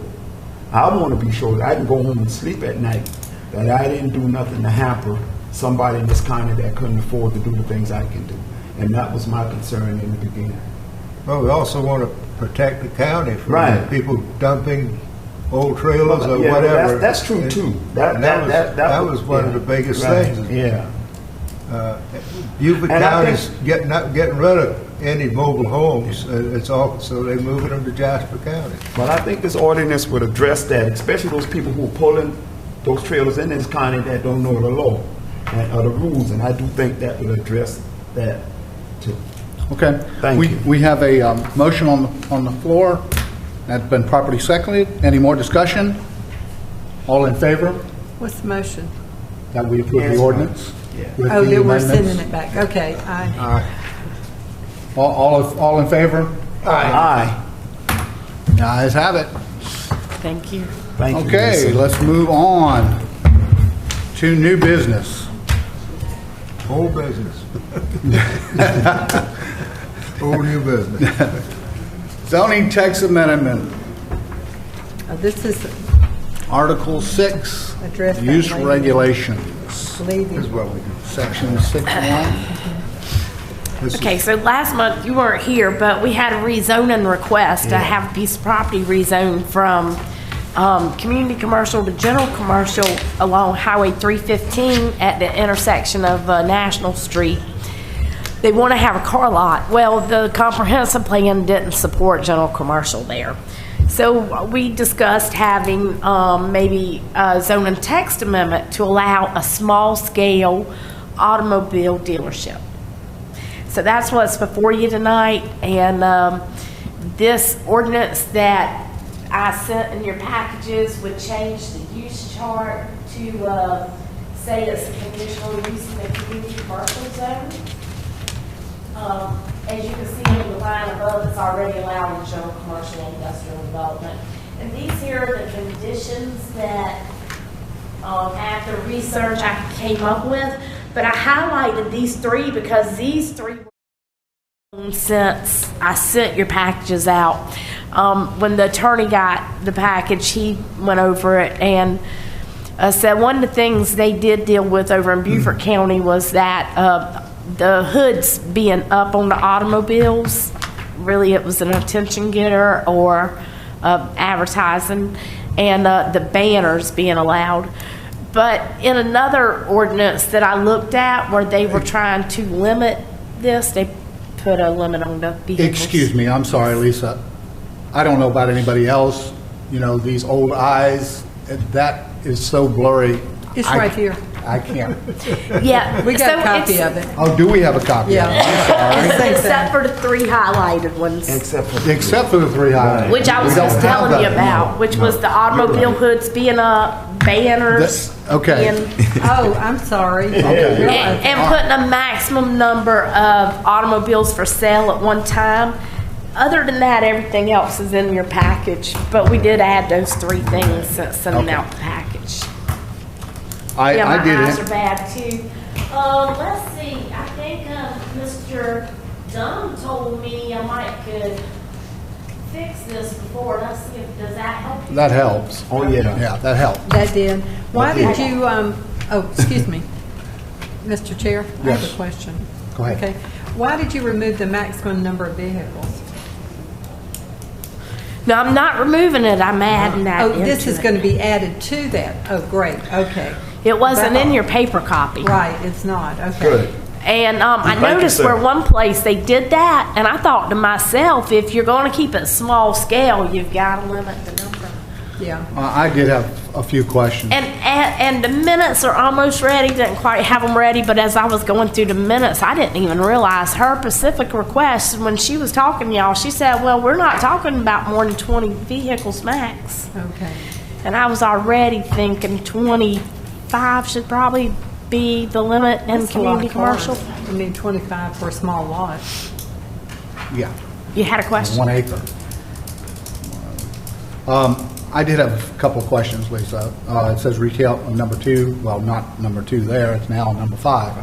Yeah. Retail sales of motor vehicle parts shall not be allowed. I mean, is this a new car dealership or No. what?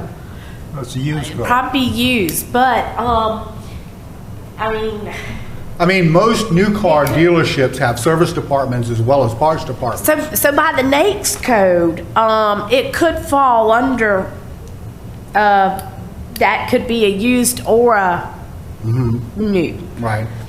I don't think you're going to see a lot of new used car dealerships probably in the community commercial zone. I think you'll see them more on your more thoroughfares. And I do think of the requests we see and get in our office are from just the small businessman that is usually local that just wants to have a small used car lot. Okay, and the same thing on number 6, maintenance and service. The thing about that is, even a used car lot, most of them have, a little shop in the back where they change the oil and things of that nature. Sure. So I did, well, I'm glad you brought that up. If you look at the line on the use chart, so you see the automobile dealers in red. You see automotive parts and accessory stores is on the line under it. Right. So that is allowed there as a condition, but it already has its own conditions. So that's a Napa, a O'Reilly's. So if you wanted to do that use, you could. So basically, this ordinance here isn't going to allow a dual use. You might could meet it, but one of the things there, they're limiting the size of your building for the automotive parts. So I do want to back up and say if that's what you wanted to do, that is allowed conditionally. What is? Like a Napa or an O'Reilly's, a store that sells automotive parts and accessory stores. That's already in the ordinance. And my other question is now number 8, outdoor speaker systems. Again, I wasn't here for the last meeting, so I was kind of shooting in the dark, but I mean, a larger automotive dealership is going to have a PA system Sure. that needs Sure. it. Well, in the community commercial zone, that's going to be more of your rural areas where you have residential.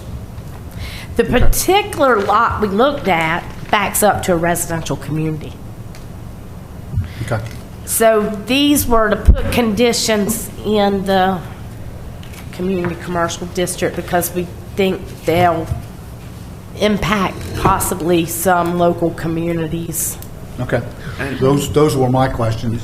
Anyone else have any questions? And most of these small dealerships don't even have that kind of system. No, I agree. Yeah, again, I wasn't here for But a the Peacock for Auto that Mall meeting, or right. a OC Welch will, Yeah, yes, right. no doubt. But with the repair, you have, oil and, you have just some environmental issues that have to be taken into consideration. So I would recommend that we not allow any kind of repairs on the, Yeah, we in put a this lot of situation. conditions, if you remember, on that particular use where your bays can't face the road where they are allowed. We kind of went through some problems with that, and we've really tightened up. We put a lot of conditions on towing of vehicles and maintenance and service of vehicles. Okay. And a Now, lot of can these they- small dealerships repair their own cars, but you're right, they shouldn't be allowed to repair cars from the public. But most of them, they fix their own car on site. Right. Most of these small dealerships. I don't They know. do. My husband was in the business for a long time, and most people that, in my experience, based on what I knew from him, they don't usually hire mechanics to do that kind of work because they're a small operation. They usually send their work out. There's one I was into the other day, had their own mechanic on site. Wow. They fix the cars there and they sell them there. How big were they? This is one on, right down the road. Well, it's a nice size used car lot. I don't want to call the name. Oh, They okay. have, a bunch of these small car dealerships have their own mechanic on site, where they fix the vehicle there. Well, again, in my experience, it tends to be there are a lot of issues Right. with environmental concerns, the release of, oil being the big problem. So you see in the general commercial zone, the automotive dealer is allowed, it's permitted by right, there are no conditions, but, so these conditions are only in the community commercial zone. Right. That's what it was created for, and there are just a few more on the next page. The main thing I thought was the hours of operation, limited on where it's not a Sunday operation, which a lot of the new dealerships don't even have Sunday operations. Some don't. From 8 a.m. to 7 p.m. if you think that's reasonable. And then to say that a structure consisting of at least 400 square feet needs to be provided for an office with a restroom facility, because you don't want to have a car lot out there that doesn't have a restroom facility and somebody works there and then they're peeing in the woods all day. Excuse the way I said that, but From 8 a.m. to 9 p.m. to 9 p.m. You on? 9. You on? Yeah. You on camera, Lisa? I just try to think if it was in my neighborhood, how would I feel? So Well, I mean, the thing is, the most sales come in the afternoon, and usually the close of deal it takes 3 hours. Why don't we split the difference and say 8? If you live next door to it, I mean, I mean, when they're in the office there, closing the deal, nobody starts. They got to get that to find, and you get off from work, you get there and you buy a car. It doesn't, just like that. People don't want to take the day off to finish closing the deal. Yeah. But 7 o'clock is the limit in most of them. Even the large car dealership. No, man. Last new car I bought, I closed at 10 o'clock when I got to close my deal. But I meant the business is closed, but if you're inside closing a deal, right. But most of the businesses are closed at 7, but you're right, if you're inside, they don't put you out there when the deal is over. Well, I think if they close down the outside, Yeah, them it's going closed down. inside's okay. Right. But the intent is for them to close if any lighting out.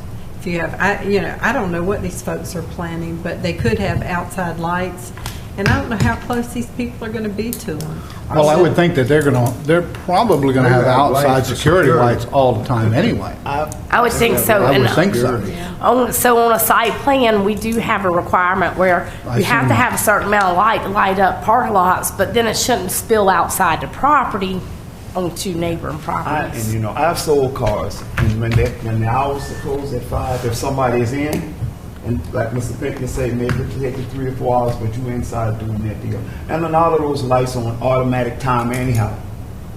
Certain times, certain portions shut down, certain time portions stay on.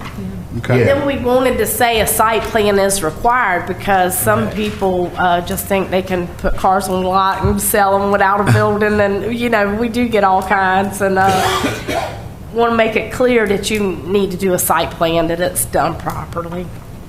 So they have to have a restroom out there. Can they get do they have sewer out there? No. No? I'm really not positive They might that have particular water. lot. They do have They water, got I'm water sure. there, but they don't have sewer. I doubt they have sewer They don't there. have sewer in that area. So what if that land didn't perk? Something used to be there before. It's been a long time, Oh, but you can okay. see the concrete pad. You know, half of it's already. just a toilet. That particular site has concrete on it. Oh, it No does? showers and baths and stuff like that. Oh, so. okay. Okay. Okay. Well, is there any more discussion on this? Can I get a motion? So moved, Mr. Chairman. Oh, Second. okay. Before we move forward, where did we land on the 7 o'clock p.m.? Are we leaving it alone? I said Mr. 8, Mr. Chairman. Okay. Make it 8. Okay. Okay. 8 to 8. So can you amend that a motion to the... He made the motion. I Mr. say. Chairman, I amended, we're moving the time from 8 to 8. Okay. Second. All right. I have a motion on the floor. Is there any more discussion? All in favor? Aye. Aye. Okay. I lost my... There it is. This is that guy Planning down Commission on schedule. Church Road. He's drug up all this stuff. Oh, Lisa, let's this is his. let's go through this pretty quick. Oh, I'm sorry. I just thought we were done. I highlighted June 9th because that's the second Tuesday of the month. So all these dates are the second Tuesday of the month. And the submittal deadlines is 3 weeks prior to the meeting date. But June 9th, we have a conflict. It's primary election day. So instead of me changing your schedule, I thought y'all should be the ones to do that. And I'll pull up the calendar real quick. Okay, June 9th. What do you recommend? What's convenient?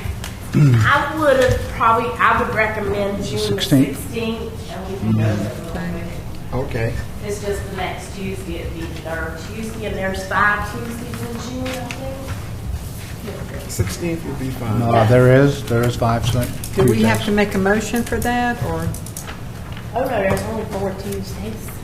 Is that right? In June? I'm missing something on In that. June, there's 5. Yeah, there's 5. Well, my first week didn't show up here on this calendar. I don't know why. It's You missing said the the whole first 16th, week. Elisa? You said the 16th? The 16th, if that's okay with y'all. June 15th. 16. The 16th. 16th. 6/16/2019. All right. Do we have to make a motion on this, Lisa? Okay. All right. Any other changes or discussions? I'm sorry. You're right. Excuse me. You're absolutely right. Thank you very much. Yes, sir. All right. Any more discussion on this? No, sir. Can I get a motion? I move that we accept these proposed meeting dates for 2020 with the exception of June 9th. I recommend I move that we change June 9th to June 16th. I get a second? Second. Any more discussion? All in favor by saying aye? Aye. Okay, the ayes have it. One thing on the contact list, I live at U-Haul Creek Drive, not just U-Haul Creek. Bonnie got I told Bonnie I wasn't sure. You don't live in the creek? I don't live in the creek. All right, can I get a motion? So moved, Mr. Chairman. Second. Sorry to have it so long this evening, y'all.